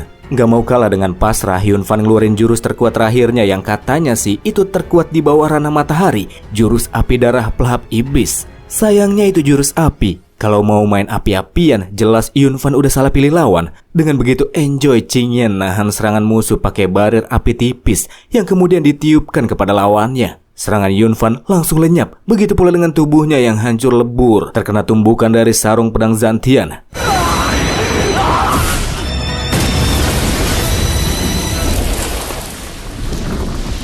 Di antara para pemasang taruhan yang hampir semuanya kalah, ternyata ada satu yang pasang buat kemenangan Qingyan, dan itu adalah Qiling. Dari pertarungan sebelumnya, si nona menyadari kalau Qingyan kayaknya nggak butuh bantuan dia deh. Butuh kok, kata Qingyan, yang sebelumnya itu memang cuman kroco, tapi masih ada monster yang bersembunyi di baliknya. Makanya dia masih membutuhkan bantuan si nona. Qingyan juga menjalin kesepakatan lanjutan sama si nona, berjanji akan menghilangkan racun dingin di tubuhnya setelah dia mendapatkan tubuh utama milik api karma. Dan Qingyan meminjam lencana asosiasi alkimia yang dipegang sama si nona. Lencana asosiasi alkimia tersebut ketika dipasang di gerbang keluarga Yun, maka nggak akan ada yang berani macam-macam sama keluarganya yang dianggap berada di bawah perlindungan asosiasi. Dengan demikian, maka Qingyan bisa dengan lega meninggalkan keluarganya. Disinilah akhirnya si nona memberitahukan namanya, yakni Li Ranzu. Li Ranzu. Keluarga Yun yang menjadi tempat berlangsungnya pertempuran kini sedang memasuki masa pemulihan. Geng serigala besi yang dengan sengaja disisakan dijadikan sebagai kuli gratisan. Setelah memberikan buah dewa dan benih iblis sebagai pengobatan, keadaan Yun Xuan sudah membaik dengan lautan spiritualnya yang hampir pulih. Supaya nggak kena efek samping dari benih iblis yang digunakan jadi obat, Yun Xuan mesti melatih teknik dan membuang aura iblis di dalam tubuhnya setiap matahari terbit dan tenggelam. Fei Fei yang sekarang hidup untuk merawat ibunya juga sudah baikan dan jauh lebih bahagia dari sebelumnya. Sekarang keluarga Yun juga telah disegani di kota Tianyu. Itu semua bisa terjadi karena ada sang kaisar immortal yang telah kembali. Tapi masih ada orang kuat di luar kota Tianyu yang suatu saat akan mencari masalah dengan keluarga mereka. Rencana asosiasi alkimia memang berguna, tapi itu hanya sementara waktu. Itu menjadi alasan bagi Qingyan untuk pergi keluar kota demi menjadi lebih kuat, atau lebih tepatnya untuk mencari tubuh utama api karma Changyan di Akademi Bintang Langit. Qingyan akhirnya tiba di kota Jiguang, tempat di mana Akademi Bintang Langit yang didirikan oleh Feng Hu Jiguang sejak 3000 tahun yang lalu berada. Akademi tersebut juga merupakan saingan dari Akademi Tianyuan yang lebih populer. Api karma juga bisa merasakan jika tubuh miliknya berada di dalam bawah tanah Akademi Bintang Langit. Semakin dekat api karma dengan tubuhnya, maka dia akan bisa merasakan di mana posisinya dengan lebih akurat. Masuk secara paksa ke dalam bukan pilihan yang tepat. Selain ada orang-orang kuat, yang ada Qingyan malah bikin keributan besar di sana. Makanya dia akan mendaftar di kelas jenius. Kebetulan hari itu ada ujian di kelas jenius. Banyak orang yang berkumpul, tapi bukan buat ikut, melainkan cuma nonton. Karena mereka sadar diri kalau kelas jenius itu bukan diperuntukkan bagi mereka. Syarat masuknya juga sangat sulit. Ketika Qingyan datang untuk mendaftar, Guru Hu, si penguji, kelihatan sama sekali nggak tertarik. Terlebih ketika MC nyebutin kalau dia baru di ranah bintang tingkat 9. Gara-gara pakai darah kaisar sebelumnya, kultivasi Qingyan jadi turun ke bintang lagi, teman-teman. Para penonton anggap Qingyan sebagai bocah konyol yang pengen store nyawa dan gak tahu diri gara-gara pengen daftar kelas jenius. Ujian pertama adalah gelut sama Guru Hu yang udah ranah bulan tingkat keempat. Sebelum itu Guru Hu nyuruh Qingyan buat kirim-kirim pesan terakhir buat keluarganya pakai burung hantu es demi kebaikannya. Namun Qingyan menolak dan nyinggung si penguji yang nampaknya terlalu pede. Ujian pun dimulai. Karena lebih lemah dari dirinya, Guru Hu ngasih MC satu gerakan. Itu adalah kesalahan besar. Memanfaatkannya dengan baik, Qingyan langsung daratin sebuah cepolan cepat ke wajah yang bikin gigi Guru Hu pada rontok dibuatnya. Guru Hu yang kesel jadi lebih serius. Dia pakai jurus helikopter mengelilingi Qingyan sampai tercipta pusaran angin. Tapi gerakan tersebut bisa dihentikan cuman pakai satu tinju doang. Bikin Guru Hu terlempar dan ketiban gerbang masuk akademi. Dengan demikian Qingyan lolos ujian pertama. Di sisi lain, para penonton yang sebelumnya remehin Qingyan sekarang ngerasa kalau MC emang pantas masuk kelas jenius. Menuju ujian selanjutnya, Guru Hu yang membawa Qingyan ke sebuah ruangan gelap tiba-tiba pakai kacamata. Bersama dengan itu muncul sinar yang sangat menyilaukan yang bahkan bisa bikin mata buta. Sinar tersebut berasal dari sebuah bola kristal yang dikelilingi oleh para guru lainnya. Kalau nggak punya teknik mata kilat, udah pasti Qingyan bakalan kena jebakan para penguji. Buat bisa lulus di ujian kedua, Qingyan hanya perlu menaruh tangannya di mutiara Wang Ji yang sangat berharga itu. Mutiara yang kelihatan kayak lampu disco.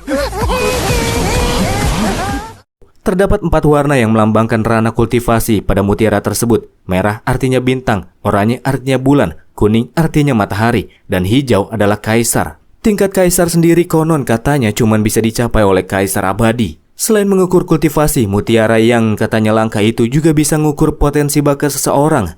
Kata Guru Hu yang nyindir Qingyan, bisa aja orang jenius pas muda cuman bersinar sebentar doang, terus levelnya mentok dan gak punya kemajuan. Guru Sha yang paling tua di sana nunjukin kalau dia sekarang ada di ranah bulan tingkat kelima, sedangkan potensinya ada di ranah matahari tingkat 6. Pokoknya Qingyan minimal mesti punya potensi ranah matahari tingkat 1 supaya bisa jadi murid kelas jenius. Pas ngukur kultivasinya yang cuman ranah bintang tingkat 9, para guru nganggap kalau MC tuh B aja di umurnya yang udah 18. Paling tinggi Qingyan mungkin cuman bisa sampai ranah bulan kelima aja kata mereka. Pas cek potensinya, mutiara tidak menunjukkan perubahan warna, bikin para penguji ketawa karena ranah Qingyan ternyata cuman mentok di bintang doang. Kalau cuman segitu sih cocok jadi kuli panggul, kata mereka yang juga udah pengen langsung cabut dari ruangan. Tapi sebelum mereka pada cabut, mutiara Wang Ji berubah jadi warna kuning dengan 9 cahaya. Para penguji auto terkaget-kaget melihatnya, ngira kalau MC baru saja mengutak-atik mutiara tersebut. Ciling nyuruh buka mata para penguji lebar-lebar dan saksikan betapa hebatnya sang masternya. Dan tiba-tiba warna kuning itu berubah jadi warna hijau. Itu sangat mengejutkan, karena sudah 500 tahun lebih Akademi Bintang Langit nggak punya jenius dengan bakat tingkat kaisar. Jangankan akademi mereka, bahkan seluruh dinasti Tianyuan juga nggak punya jenius dengan potensi kaisar. Masih belum cukup, Qingyan bikin para penguji nggak bisa mikir lagi pas dia nunjukin potensi kaisar tingkat mentok-bentok. Sampai-sampai mutiara retak, error, dan meledak. Menembus tingkat ranah kaisar, itu adalah potensi Qingyan yang tidak bisa dibayangkan oleh orang-orang seperti para penguji, yakni ranah agung.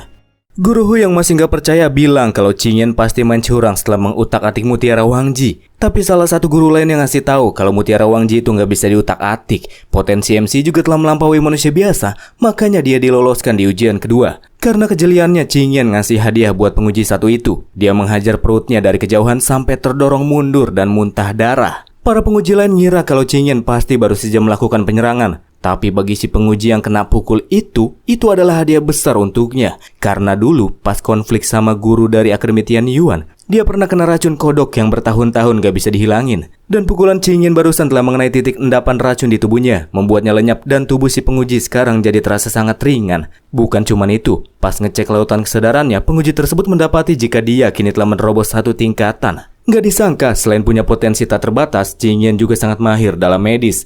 Tiba-tiba Guru Hu langsung minta Qingyan cek titik meridiannya yang terasa sakit kayak terbakar. Sekali lihat MC langsung tahu kalau Guru Hu sakit karena kebanyakan makan obat mentah sampai tubuhnya lemah dan meridiannya jadi tersumbat. Bisa jadi 3 bulan lagi dia mati mendadak. Langkah pengobatannya gampang. Qingyan mukulin dia, lebih tepatnya memukul di titik-titik yang tersumbat sampai jadi lancar kembali. Akhirnya para penguji tersebut pada konsultasi dan dapat bantuan medis fisik dari Qingyan. Para penguji lapor ke Dekan Moluo kalau Qingyan yang akan masuk kelas jenius. Setelah dicek, ternyata dia terkenal di kota Tianyu. Tapi anehnya dia malah daftar di Akademi Bintang Langit, bukannya di Akademi Tian Yuan. Dekan sangat amat tertarik sama Qingyan yang punya potensi tak terbatas. Dengan bakatnya bisa jadi Akademi Bintang Langit akan kembali ke masa-masa kejayaannya. Atau bisa juga membuat pihaknya sampai menduduki puncak kekuasaan dinasti Tian Yuan. Di area hutan akademi, Guru Hu yang nganterin Qingyan sekarang sikapnya udah berubah 180 derajat jadi baik sama MC. Guru Hu kemudian jelasin kalau di kelas jenius ada total 70 orang. Mereka memiliki latihan khusus sesuai dengan bakat masing-masing, di mana yang kuat bakalan makin kuat, sementara yang lemah akan tambah lemah dan tersingkirkan. 90% murid kelas jenius ada di tingkat 1 yang rata-rata berada di ranah bulan tahap kedua. Sisanya adalah jenius tingkat 2 yang tinggal di puncak menara. Dalam waktu dekat juga akan diadakan turnamen dengan hadiah yang gak biasa, di mana sang pemenang berhak buat masuk ke Tanah Suci Rahasia Akademi, tanah yang dikenal dengan Gua Changyan untuk berlatih. Katanya, jika seseorang berlatih di sana, maka mereka akan lebih cepat menerobos tingkatan kultivasi. Setelah mendengarnya, Qingyan yakin kalau tubuh api karma pasti ada di sana. Sebelum mencapai mes kelas jenius, Qingyan mesti melewati danau penekan dewa terlebih dahulu. Danau tersebut dipenuhi hewan spiritual binatang tingkat tinggi yang buas dan berbahaya. Tapi bagi Qiling, itu cuman kolam ikan, dan mereka adalah ikan-ikan yang udah busuk. Air danau yang berat akan membuat benda-benda tenggelam dengan mudah, jadi nggak ada perahu yang bisa nganterin mereka buat nyebrang. Guru Hu yakin ini cuma ujian lain yang gampang buat Qingyan, kan? Tiba-tiba saja Qingyan nyuruh Qiling melemparkan beberapa pil raja tingkat tinggi ke arah danau. Bikin Guru Hu tercengang, soalnya pil-pil tersebut kan harganya sangat mahal. Ketika pil-pil itu dimakan oleh para ikan yang naik ke permukaan, Qingyan pun beraksi, mukulin makhluk-makhluk tersebut sampai tumbang. Sebelum akhirnya Qiling membakar mereka semua dan mengambil core-nya.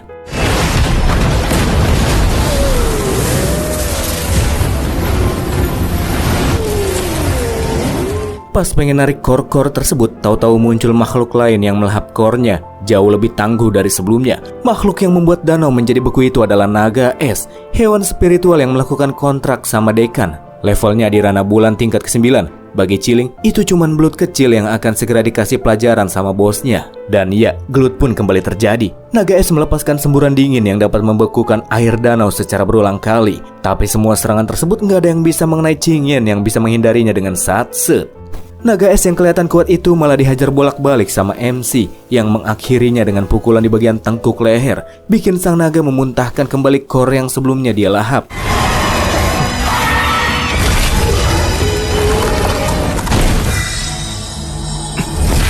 Menyaksikan seberapa mantapnya Qingyan bikin Guru Hu lututnya jadi lemas. Karena ada kontrak sama Dekan, si naga es nggak dibunuh, mending dijadiin kendaraan buat nyebrang danau.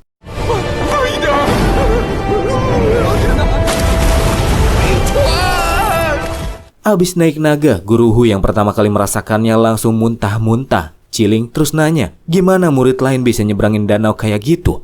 Ternyata para murid bisa nyebrang dengan naik kura-kura tua dengan uang. Kura-kura yang sehari libur, sehari kerja. Sekalinya kerja cuma 4 jam doang. Sebagai senior, nggak ada hewan laut yang berani nyerang kura-kura tua tersebut. Dan kebetulan hari itu dia lagi libur. Sebelum ke tempat tinggal kelas jenius, keduanya melewati hutan yang dipenuhi sama kristal merah yang ditambang akademi. Terlihat juga para murid yang dijadiin kuli dengan alasan pelatihan tubuh. Guru Hu kelihatan senang betul ngomel-ngomelin mereka. Kalau sama Qingyan sih, dia sungkem. Sampai di camp kelas jenius ada banyak tenda yang digunakan oleh peringkat 9 sampai 18 orang terkuat. Peringkat 4 sampai 8 tinggal di barak. Sedangkan di atasnya lagi ada pavilion yang ditinggali oleh 3 orang paling kuat yang disebut sebagai 3 orang suci. Mereka adalah bangsawan dari kota raja dan diperbolehkan buat masuk keluar akademi sesukanya. Guru Hu ngasih nasihat supaya Qingyan gak menyinggung 3 orang tersebut karena saking kuatnya mereka, Guru Hu sampai pura-pura kalah pas ujian masuknya. Artinya mereka itu punya backingan yang sangat kuat dan bikin Guru Hu gak mau macam-macam lagi sama mereka. Tak lama kemudian muncul yang katanya para jenius dari tenda dan mulai ngelilingin MC untuk memberikan intimidasi. Selain dari turnamen, buat bisa naikin peringkat, Qingyan juga bisa ngalahin mereka dan ngerebut peringkatnya. Boleh berantem, yang penting gak sampai mati. Itulah aturan di akademi. Ketika para jenius itu mulai mendekat, Guru Hu pun langsung cabut.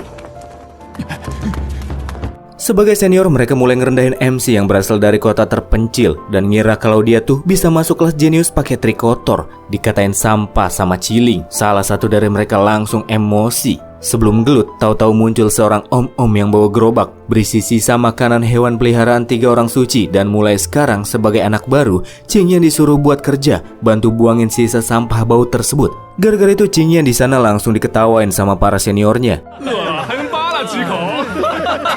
Qingyan yang cukup merasa terhina menolaknya dengan santai. Dan om-om tersebut langsung menghempaskan gerobaknya ke arah MC. Tapi gerobaknya langsung dipentalin balik pakai kekuatan yang lebih besar sampai si om pingsan dibuatnya. Dari kejadian itu, para murid yang katanya jenius malah main keroyokan pengen mukulin Kaisar MC. Tapi mereka dibuat tumbang cuma dengan satu gerakan dari jurus tapak 1000 langit. Nasib baik bagi mereka karena Qingyan masih menahan-nahan kekuatannya supaya mereka pada nggak mokat.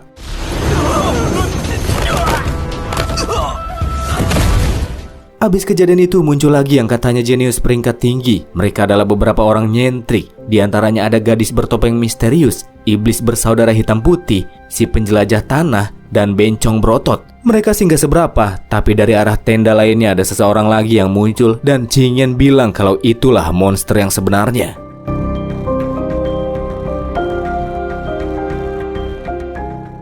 Dia merupakan seorang pengguna tongkat yang bernama Su Tutu, si mulut pedas. Su Tutu ngasih tahu kalau para orang-orang nyentrik di depan Qingyan hanyalah anjing suruhan 3 orang suci yang kerjaannya suka menindas murid lain. Su Tutu sendiri orangnya suka ngomong asbun, kayak si penjelajah tanah yang dikira suka ngintipin orang, sama iblis hitam putih yang dikirain suka nyolong. Itulah kenapa dia dikasih julukan mulut pedas. Sebenarnya Su Tutu udah lama kesel sama mereka, makanya kali ini dia akan bergabung lawan mereka bareng Qingyan. Pertarungan pun pada akhirnya terjadi. Di awal, Tutu berhadapan dengan iblis bersaudara yang melakukan serangan secara bersamaan. Namun keduanya bisa didorong mundur sama Tutu sendirian.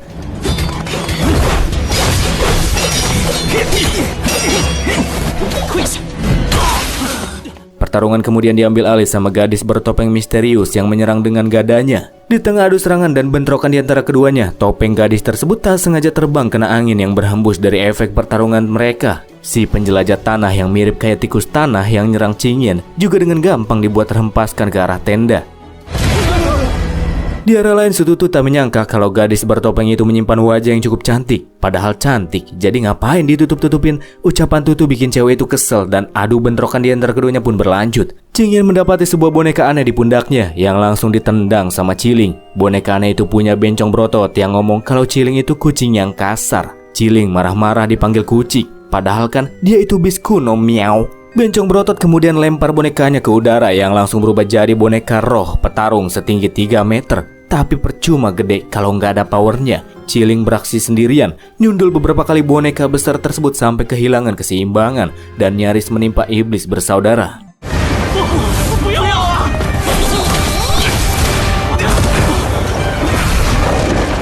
Menunjukkan keganasannya, Ciling meraung dan memancarkan kekuatan yang setara sama praktisi matahari sebelum akhirnya menghantam boneka roh musuh sampai hancur berkeping-keping, mengambil pil pengendali di dalam tubuhnya lalu memakannya. Gara-gara itu, bencong berotot jadi marah-marah, tapi dia langsung kena tabok MC sampai mental dan pingsan.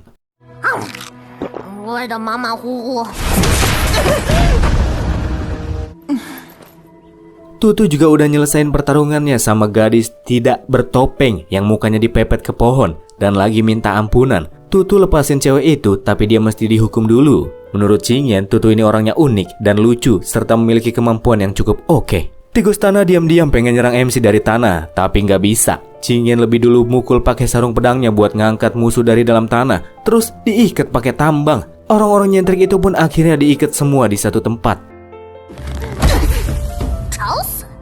Bersama Tutu, Qing Yan dan Miao kemudian pergi ke pavilion 3 orang suci yang lagi kosong. Para pemilik rumah kayaknya lagi pergi. Kediaman tersebut berantakan, banyak gelas dan botol arak tergeletak di lantai. Mentang-mentang bangsawan, seenak-enaknya bertingkah di akademi. Karena sudah mengajar bawahannya dan takkan dilepaskan oleh mereka begitu saja, Qing Yan tanya apakah Tutu nggak takut sama serangan balik yang akan dilancarkan oleh 3 orang suci. Su Tutu mengungkapkan jika dia sudah kehilangan rasa takutnya pas dibuang ayahnya ke lembah serangga. Kalau udah bertindak, dia malah takut membunuh 3 orang tersebut dan bikin keluarga Su malah jadi kerepotan. Selain itu, Su Tutu juga memiliki tujuan untuk bisa masuk ke Gua Changyan, berlatih di sana dan menjadi lebih kuat, sampai-sampai nggak ada lagi orang lain yang bisa merebut sesuatu yang sangat penting baginya. Pada akhirnya mereka bertiga pun minum-minum arak yang ada di pavilion tersebut. Pas mereka pada minum-minum, Dekan Moulu lagi ngeliatin mereka dari kejauhan dan terlihat nggak mempermasalahkannya. Bersama dengan itu wakilnya, Kong Hui datang memberikan laporan bahwa kini keseimbangan di kelas jenius sudah hancur total semenjak ada Qing Yan dan Tutu yang memilih untuk keluar dari kandangnya. Dekan justru memiliki sedikit harapan kalau kedua orang tersebut bisa mengubah tahta yang ada di dalam kelas jenius yang sekarang. Di suatu malam, Kong Hui membawa murid kelas jenius ke Gunung Langya melakukan perburuan bandit meresahkan yang telah lama menguasai gunung tersebut. Bagi mereka yang memberikan kontribusi, sebelum turnamen mereka boleh memasuki gudang harta akademi lalu memilih satu harta yang bisa digunakan di dalam turnamen. Setelah dimulai, para murid pun langsung menyebar untuk melakukan perburuan. Su Tutu ngasih tahu, biasanya murid baru kayak Qing Yan itu nggak diikutkan dalam perburuan bandit. Tapi karena dia ikut, pasti 3 orang suci nggak akan membiarkannya begitu saja. Mereka pasti bakalan berusaha menjebaknya. Nggak masalah, kata MC yang ngerasa cukup bersemangat. Karena dia punya sedikit kenangan sama Gunung Langya, markasnya para bandit Qing Feng berada.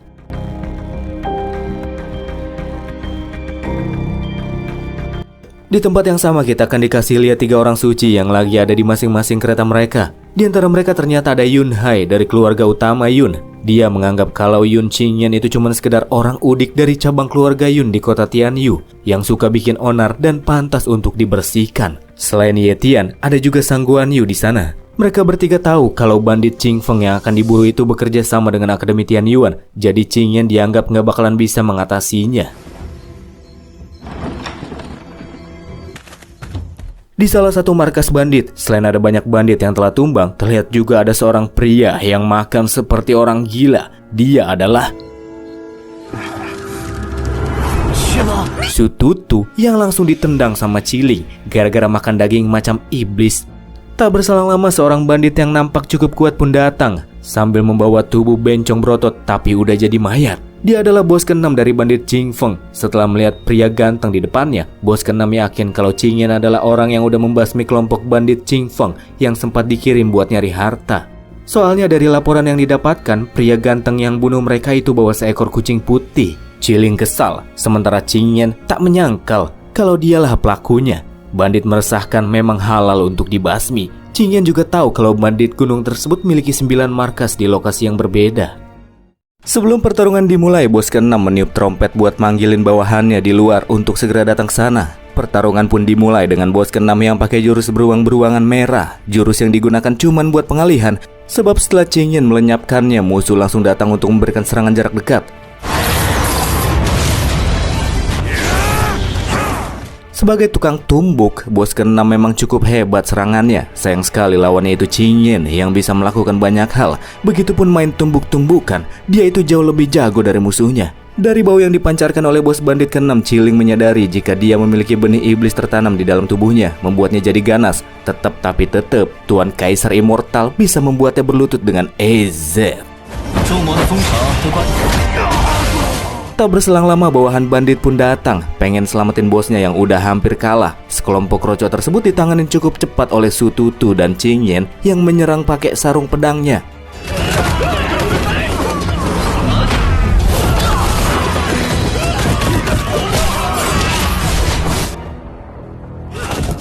Bos ke-6 yang ngerasa ngeri ditinggal seorang diri minta ampun dan janji sama Qing Yan kalau dia akan membawanya ke tempat Huang Qing Feng, big bossnya para bandit. Tapi Qing Yan gak perlu karena dia udah tahu tempatnya dan akhirnya bos ke-6 pun dieksekusi. Mereka bertiga kemudian tiba di sebuah bangunan yang cukup besar dan mencolok. Itu adalah markas utamanya para bandit. Pas masuk ke dalamnya ternyata suasana begitu sepi, tapi mereka menemukan jejak abu yang berasal dari manusia yang telah terkarbonisasi. Nampaknya ada tamu lain yang masuk ke markas bandit tersebut selain para murid dari Akademi Bintang Langit. Jalan-jalan di area sekitar, muncul si tikus tanah yang lagi lari ketakutan sebelum akhirnya mati terkena serangan di kepalanya. Tak jauh dari sana terjadi pergelutan di antara pria bertopeng melawan iblis bersaudara sama gadis bertopeng. Ledakan kekuatan yang dahsyat dari musuh bikin kedua bersaudara itu lenyap di udara.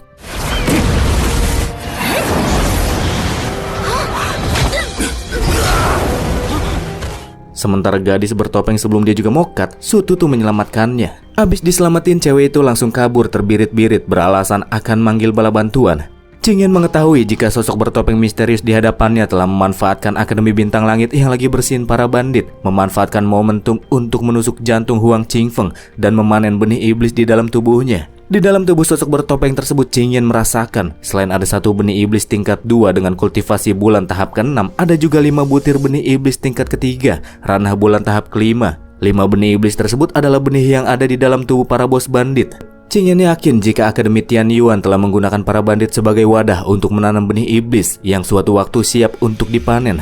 Benih iblis di dalam tubuh Big Boss bandit juga harusnya sudah matang sejak lama, tapi Big Boss menolak untuk memberikannya kepada sosok bertopeng itu. Makanya hari ini dia memanfaatkan momen untuk menyerang Huang Qingfeng, si Big Boss, secara mendadak, menelan orang dan benih-benihnya sekaligus supaya nggak ninggalin jejak. Abis nyedot si Big Boss, Qingyan ngucapin selamat kepada musuh yang benih iblisnya baru saja menembus ranah bulan tingkat ke-7. Sututu tiba-tiba bergerak untuk melakukan serangan, tapi malah dia yang terpental gara-gara kena serangan sebesar kelereng dari musuh. Ciling nyelamatin Tutu yang terluka, sementara Qingyan bakalan duel 1 lawan 1 sama musuh. Qingyan menebak kalau pria bertopeng di hadapannya itu juga merupakan orang yang telah menanamkan iblis di tubuh ayah dan anak dari geng Serigala Besi dan juga tubuh Lin Wei. Artinya dia adalah guru Lin Wei, yakni wakil dekan Jia dari Akademi Tianyuan. Sama sekali tidak menyangkalnya wakil dekan Jia mengungkapkan kekesalannya sama Qingyan yang udah beberapa kali gagalin rencana dia, apalagi ngebunuh murid tersayangnya. Abis ngelepas topengnya, wakil dekan Jia janji bakalan membuat Qingyan sebagai wadah dari benih iblisnya yang baru. Ketika musuh melepaskan jurus kelereng merah terbang, Qingyan membentuk tongkat dengan Qi-nya lalu menghindari semua serangan yang datang. Wakil dekan Jia kemudian melepaskan serangan ledakan energi merah, namun Qingyan memotongnya, lalu memberikan serangan setelahnya dengan mendaratkan jurus tapak dari punggung musuh sampai batuk-batuk darah. Akan tetapi di saat yang sama, kabut ungu muncul dari balik punggung wakil dekan Jia yang juga memunculkan Huang Qingfeng yang udah jadi boneka mayat yang 4 jarinya berhasil menembus tubuh Qingyan dan bikin dia pingsan. Wakil dekan Jia yang ngerasa udah menang pun pergi dan tertawa karena dia telah menanamkan benih iblis di dalam tubuh Qingyan. Pas musuh ketawa, MC malah senyum. Di dalam lautan kesadarannya, Qingyan ternyata udah prediksi kalau musuh akan benar-benar menanamkan benih iblis tingkat 2 kepadanya, makanya dia sengaja mengalah. Pas lagi main kejar-kejaran sama manifestasi dari benih iblis, api karma pun muncul dan lepasin sebuah tembakan api dan langsung bikin benih iblis tersebut terkapar di permukaan, dan nanti kekuatannya akan dimurnikan secara perlahan demi membantu Qingyan jadi tambah kuat.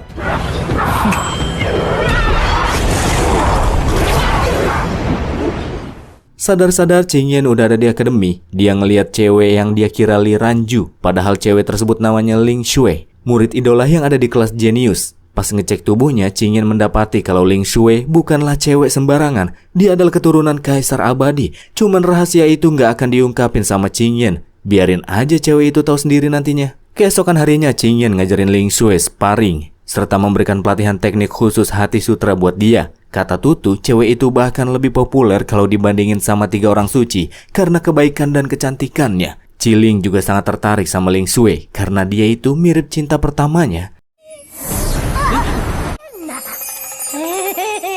Ketika mengaktifkan teknik sutra hati yang diajarkan oleh Qingyan, ledakan kekuatan Phoenix biru akan terlepaskan dan mengudara. Ling Shui hampir tidak percaya jika dia memiliki kekuatan yang begitu dahsyat. Qingyan memintanya untuk lebih percaya diri sebab Ling Shui memiliki potensi yang jauh melampaui sebagian besar murid di kelas jenius. Setelah melatih teknik tersebut secara rutin, menurut Qingyan, masuk ke 10 besar pun tidak akan sulit bagi Ling Shui. Ciling bersama Su Tutu datang menghampiri keduanya, lalu menceritakan apa yang terjadi pada malam perburuan bandit sebelumnya, saat-saat di mana Ling Shui memiliki peran yang sangat besar bagi mereka. Jadi sebelumnya, habis kena serangan wakil Dekan Jia yang mendarat di dada kirinya, Ciling awalnya ngira kalau Tutu mati gara-gara nggak bangun-bangun, tapi tahu-taunya Tutu malah turu. Masih sempet-sempetnya santai di situasi kayak gitu.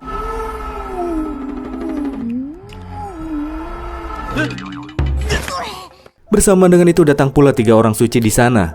Namun mereka berhenti berjalan tak jauh dari arah gerbang masuk karena nggak mau mengganggu wakil Dekan Jia yang sedang mengurus masalah. Selain pengen menghabisi Yun Qingyan, mereka juga berniat ingin menghabisi Su Tutu yang dirasa tindakannya sudah sangat menyebalkan. Di arah lain sambil memantau situasi dengan tubuhnya yang terluka cukup parah, Tutu meyakini kalau 3 orang suci yang datang itu pasti gara-gara si gadis bertopeng. Gak mau membiarkan Qingyan diserang dari belakang, Tutu menunjukkan diri sambil menahan rasa sakit akibat luka di tubuhnya. Yaping-yaping sebentar, 3 orang suci pun beralih ke mode tempurnya. Mereka sama sekali nggak nutup-nutupin fakta kalau mereka tuh pengen bunuh Tutu di tempat. Ketika Tutu menyiapkan tongkatnya dan pengen maju, tiba-tiba muncul wakil Dekan Jia dari belakang, berkata jika dia telah mengurus masalah di dalam serta meminta agar Qingyan yang masih berguna nggak dibantai. Tapi kalau Su Tutu sih dibantai juga nggak apa-apa. Tepat setelah wakil Dekan Jia pergi, meskipun sudah diperingatkan selain membunuh Su Tutu, Shang Guanyu tetap berniat pengen bunuh Qingyan sekalian. Tapi sebelum bentrokan terjadi, muncul Ling Shui datang ke sana sebagai bala bantuan yang dipanggil oleh gadis bertopeng.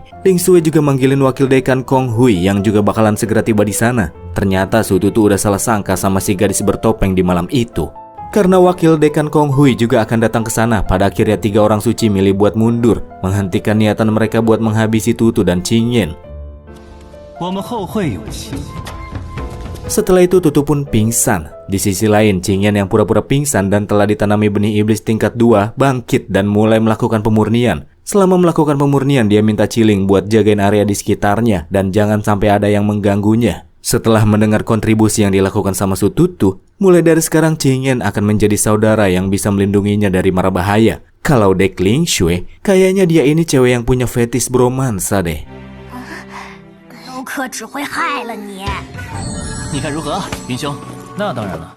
Singkatnya, babak penyisian turnamen bela diri Akademi Bintang Langit telah selesai. Ada puluhan nama yang akan memasuki babak utama. Pas lagi minum-minum di kedai, Yun Qingyan yang lagi naik daun terlihat udah punya banyak fans. Terlepas dari hal itu, Tutu ngasih tahu kalau sistem turnamen kali ini telah dirubah dengan cukup drastis. Karena murid dalam, murid luar, dan kelas jenius akan disatukan, nggak terpisah lagi kayak turnamen-turnamen sebelumnya. Ada kesempatan pula bagi murid elit luar dan dalam bisa masuk ke kelas jenius. Lagi ngobrol santai, tiba-tiba kedengeran suara berisik dari arah luar. Dek Ling Shui ternyata lagi diganggu sama seorang murid elit bernama Hu Xianmu. Setelah jagoan datang, Ling Shui ngadu kalau Hu Xianmu ini udah kerap kali gangguin dia dan temennya. Tutu langsung bertindak, nyerang Xianmu sampai tersungkur ke lantai.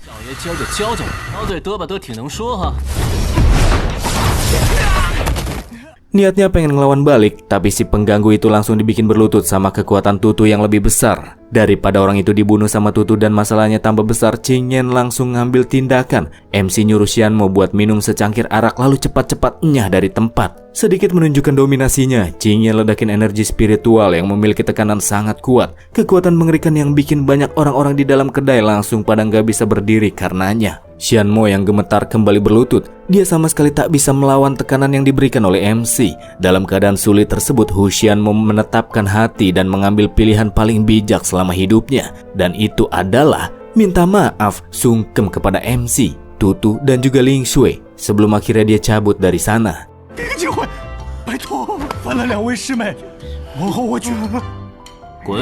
Abis kejadian itu, Ling Shui sama teman-temannya disuruh buat langsung pulang dan istirahat. Para murid juga langsung pada ninggalin kedai yang auto jadi sepi. Pesta baru dimulai, kata Qingyan. Dan benar saja, tiba-tiba muncul beberapa cewek-cewek penari cakep-cakep tapi berbahaya yang datang dan menyerang keduanya pakai serangan selendang mematikan. Ternyata 3 orang suci tidak cuma mengirim Xianmo yang bodoh buat mengganggu, tapi juga mengirimkan sebuah grup yang dikenal sebagai penari assassin. Baru ada serangan sebentar, para penari tahu-tahu malah pergi dan berhenti melanjutkan pertarungan. Tak membiarkannya Qingyan, Tutu, sama Ciling mulai melakukan pengejaran. Ceritanya mereka dibawa ke pavilion 3 orang suci. Setibanya di sana, sang jagoan langsung dapat sambutan musik dari para penari serta tarian yang sangat menggoda. Bahkan salah satu dari mereka nawarin arak buat Qingyan sambil nempel-nempel terus.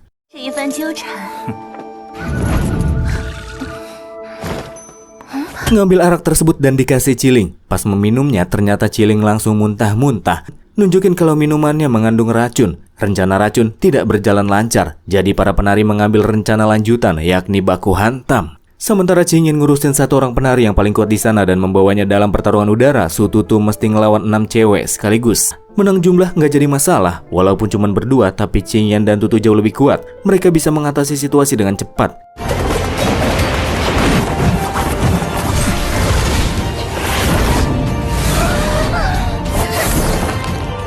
Penari yang paling kuat nggak berani ngelawan pas ngelihat teman-temannya kena jebakan Tutu yang bikin selendang mereka pada kusut dengan tubuh terjerat.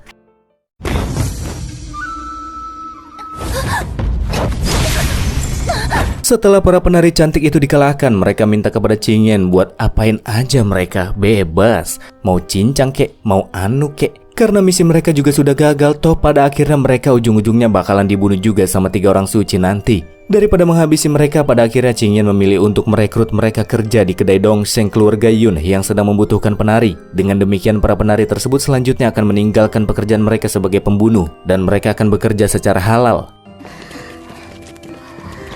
Menurut Qingyan, meskipun 3 orang suci itu lagi nggak ada di kediamannya, mereka harus tetap ngasih pelajaran. Tutu yang ranahnya udah di tahap bulan kelima kemudian melepaskan teknik penekan gunung yang sempat diajarin oleh Qingyan beberapa hari lalu. Menggunakannya untuk menghancurkan 3 pavilion di puncak menara yang menjadi kediaman 3 orang suci sampai rata dengan tanah. Para murid yang lihat hancurnya pavilion 3 orang suci cuman bisa bengong tanpa berkata apapun.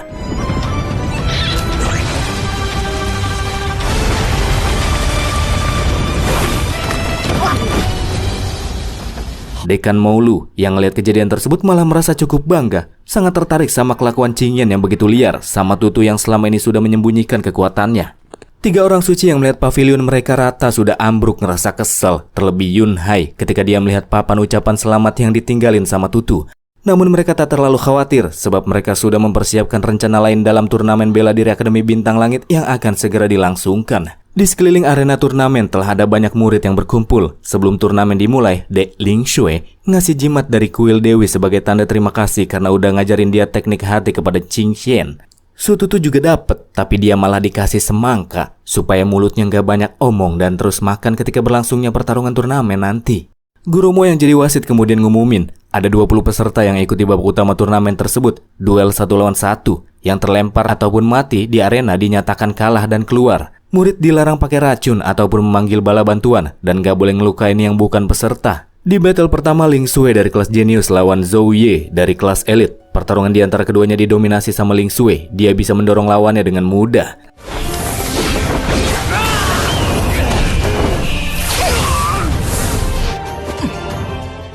Tapi di tengah pertarungan, pas pengen terjadi benturan serangan, lawan tiba-tiba pengen ngeluarin beberapa jarum dari balik lengan bajunya. Tapi aksinya gagal karena dia kepleset kulit semangka yang dilempar oleh Tutu.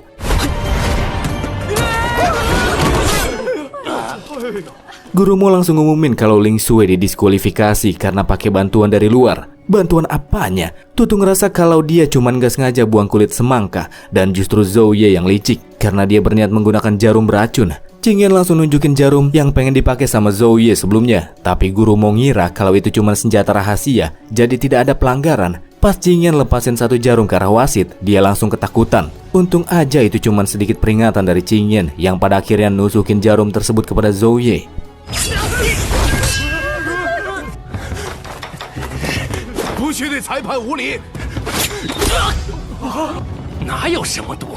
Abis ketusuk jarumnya sendiri, Zhou Ye nggak kenapa-napa. Tapi pas dia pengen ngeluarin sebuah jurus, tiba-tiba saja dia langsung mati.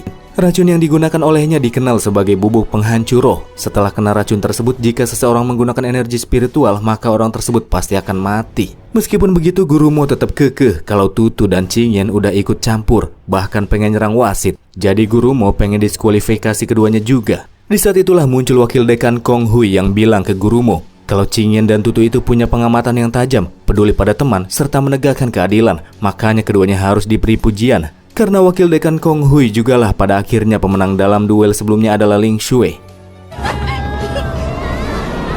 Pas Tutu lagi nyorokin Ling Shui yang begitu cantik, tiba-tiba lewat seorang cewek berbaju hijau yang langsung bikin Tutu sangat kaget sampai nggak bisa ngomong. Cewek satu itu katanya sangat ajaib, berasal dari kelas elit, padahal baru daftar akademi. Para murid menganggap cewek itu bahkan bisa masuk ke kelas jenius kalau saja dia nggak telat daftarnya. Bintang baru dari kelas elit itu bernama Suye, yang nampaknya sangat Tutu kenal.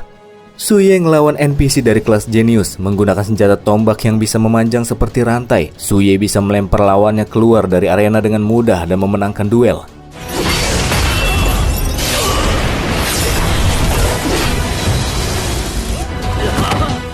Pertarungan demi pertarungan pun terus berlanjut. Pihak jagoan terus mendapatkan kemenangan sampai akhirnya tersisa 10 peserta saja. Suye kali ini harus ngelawan seorang pria dengan pedang ganda tingkat raja bernama Zhao Rulong. Tutu nyuruh Suye hati-hati karena lawannya kali ini adalah juara turnamen tahun lalu yang juga merupakan anjingnya Yunhai. Duel di antara mereka berdua nampaknya cukup seimbang. Keduanya sama-sama saling tukar serangan.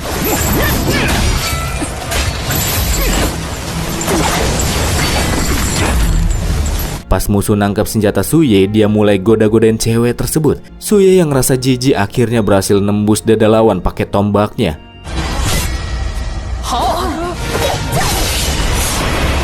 Harusnya sih gitu, tapi anehnya ternyata serangan Suye nggak kena targetnya. Para murid yang nonton juga pada kebingungan, padahal jelas-jelas mereka ngelihat Zhao Rulong dadanya ketembus. Tapi nyatanya dia sama sekali nggak terluka. Qingyan yakin itu merupakan teknik ilusi iblis, yang artinya Zhao Rulong juga telah ditanami dengan benih iblis di dalam tubuhnya. Dengan begitu mesumnya, musuh narik Suye ke dekatnya. Sebelum terjadi yang enggak-enggak, Tutu masuk ke arena dan pengen nyerang lawan. Tapi justru malah Tutu yang kena tusuk. Kena bagian dada yang sama kayak serangan wakil dekan Jia sebelumnya. Sial sekali.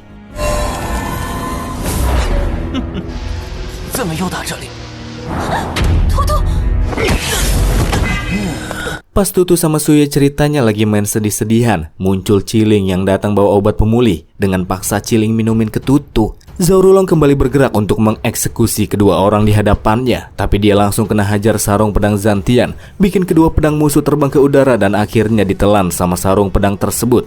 Guru Mo tahu-tahu muncul dan dakwa Qingyan itu harus dibunuh karena udah terlalu banyak melanggar. Kali ini Qingyan sedikit ngasih perlawanan sampai nginjek si wasit yang songong itu. Padahal jelas-jelas Zhao Rulong bersekutu sama iblis, tapi Guru Mo sebagai wasit malah pura-pura tuli dan bisu. Kalau Tutu nggak bertindak sebelumnya, jelas Suye bakalan mati terkena teknik iblis. Karena si wasit masih mencoba mengelak, Qingyan langsung rogoh saku Guru Mo buat ngambil lencana yang nunjukin kalau wasit satu itu adalah suruhan Tian Yi yang berasal dari kota raja. Salah satu dari 3 orang suci. Qingyan pura-pura ngelepasin Guru Mo, tapi taunya langsung digampar di tengah-tengah sampai si guru mental dan mati. 张东西，放开老夫！我兄弟。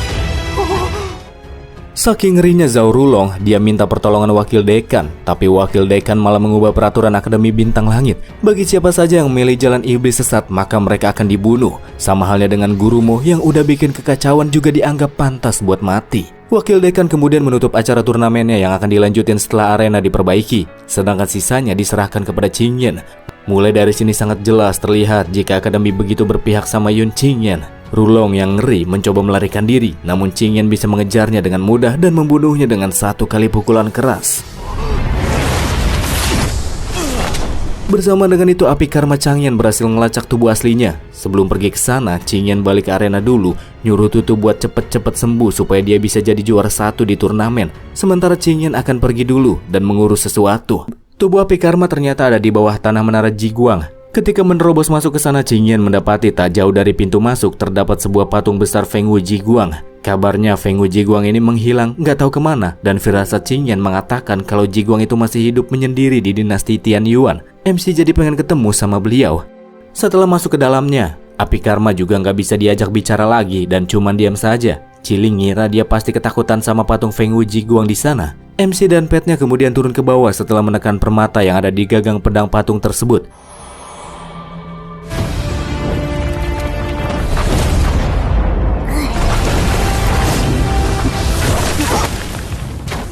Di kediaman dekan, walet emas pengintai datang memberikan kabar bahwa 3 orang suci telah menjadi pembelot yang mengkhianati akademi. Dekan yakin jika 3 orang suci itu membelot demi mendapatkan sumber daya melimpah dari Akademi Tian Yuan yang mengambil slot turnamen Tian Jiao. Ya, sedari awal 3 orang tersebut memang penyusup yang dikirim oleh Akademi Tianyuan demi menghentikan perkembangan murid di Akademi Bintang Langit ini. Habis dapat informasi tersebut, dekan kirim waletnya buat nyari posisi Yun Qingyan.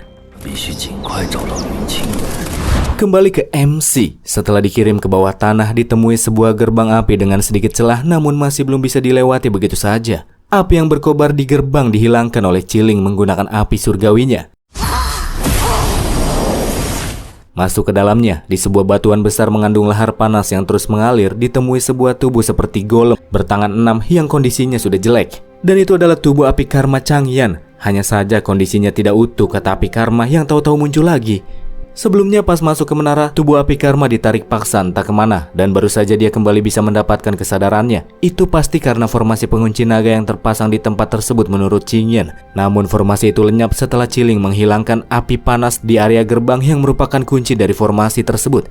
Cuman api karma heran kenapa tubuhnya bisa jadi jelek kayak gitu. Jelek-jelek juga unik kok, kata Chiling, dan keduanya pun berantem. Dari sini MC sadar jika kondisi api karma yang sekarang gak akan bisa membuat Qingyan memulihkan kembali kekuatan kaisarnya. Tapi karena api karma telah memanggilnya sebagai tuan, dia tidak akan membuangnya begitu saja. Karena telah lama berpisah dengan tubuhnya, pas memulai penyatuan kembali, api karma pasti akan merasakan sakit yang cukup menyiksa. Selama proses penyatuan nanti, Qingyan dan Chiling akan memberikan bantuan kepadanya, melakukan pemurnian penyatuan jiwa. Sedangkan untuk kekuatan yang hilang nanti bakalan mereka cari lagi. Penyatuan pun dimulai, sementara api karma masuk dan coba menyatu dengan tubuhnya. Di luar, Qingyan sama Chiling memurnikan dengan kekuatan api masing-masing. Pokoknya apapun yang terjadi, api karma harus bertahan dari rasa sakit yang akan diterimanya.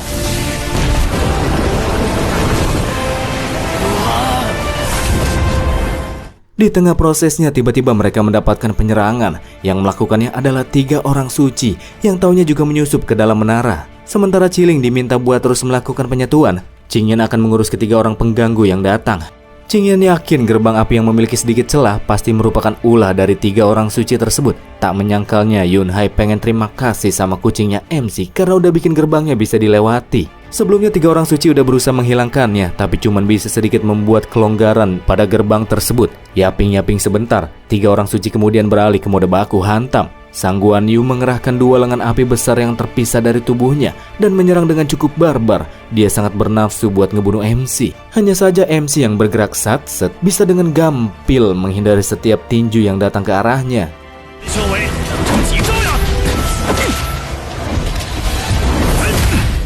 Menyaksikan pertarungan yang cukup intens, sementara Ye Tian akan join dalam baku hantam, Yunhai diminta untuk memasang barir isolasi supaya nggak ada pihak luar yang menyadari pertarungan di sana. Ye Tian pakai payung-payungannya yang bisa dibongkar jadi dagger terbang, bikin Qingyan jadi ditargetkan serangan dari berbagai arah. Namun kendati demikian, layaknya nyamuk yang terbang ke sana kemari, Qingyan sangat sulit untuk bisa diserang, bikin musuh jadi ngerasa jengkel.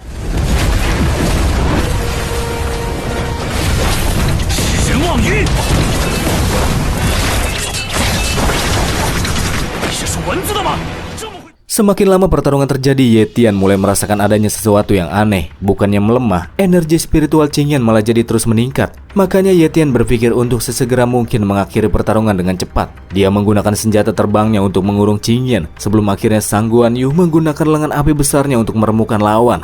Serangan gabungan itu boleh juga, tapi tenaganya kurang, kata MC yang nahan lengan api musuh pakai tangan kosong. Bersama dengan itu, tubuh Qingyan juga mulai menyerap kekuatan api karma dari dalam gua. Ye Tian heran, padahal api karma itu cuma tubuh tanpa jiwa. Sosok di ranah matahari tingkat mentok aja butuh 30 hari untuk bisa memurnikannya. Tapi Qingyan cuma butuh waktu sebentar saja untuk bisa melakukannya. MC bisa dengan cepat murnin api, itu karena kan dia bawa jiwanya. Yunhai ikut join pertarungan menggunakan senjata tingkat maharaja kualitas tinggi yang bisa memanggil beberapa roh petarung kuat. Tapi kayaknya serangan dari para roh petarung juga nggak guna, dan boom.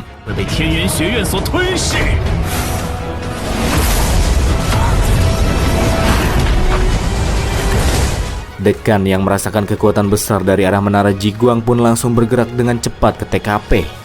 Sedangkan serangan musuh berhasil dilenyapkan setelah Qingyan menggunakan sarung pedangnya. Hal itu juga bertepatan dengan proses penyatuan yang telah selesai, dengan api karma yang kini memancarkan api biru dari tubuhnya. Ini juga berdampak buat Qingyan yang rananya sekarang naik ke bulan tingkat ekstrim. Udah mah punya senjata dewa, binatang purba, dan api karma. Ye Tian bertanya-tanya sebenarnya siapa Qingyan ini. Kata Yunhai dia itu cuman orang udik dari keluarga kecil yang mesti dibasmi. Qingyan heran kenapa ya orang-orang Yun di keluarga utama kelakuannya mirip semua. Ya apapun itu mending langsung hajar aja mereka. Ciling beralih ke mode pertempuran. Ukurannya jadi membesar. Begitu pula dengan api karma yang jadi golem api biru bertangan 6. Tapi sebelum baku hantam kembali berlanjut, terdengar suara dekan dari arah luar. 3 orang suci yang posisinya nggak diuntungkan lagi mesti milih buat melarikan diri dari sana. 长来了，这下不方便灭口。 Ketika dekan tiba di sana, di sekeliling kobaran api dia melihat sesosok yang telah menerobos ranah bulan tingkat ekstrim. Seseorang yang melepaskan tekanan begitu kuat, bagaikan dekan sedang menyaksikan kaisar abadi yang turun ke dunia. Dan itu adalah Yun Qingyan.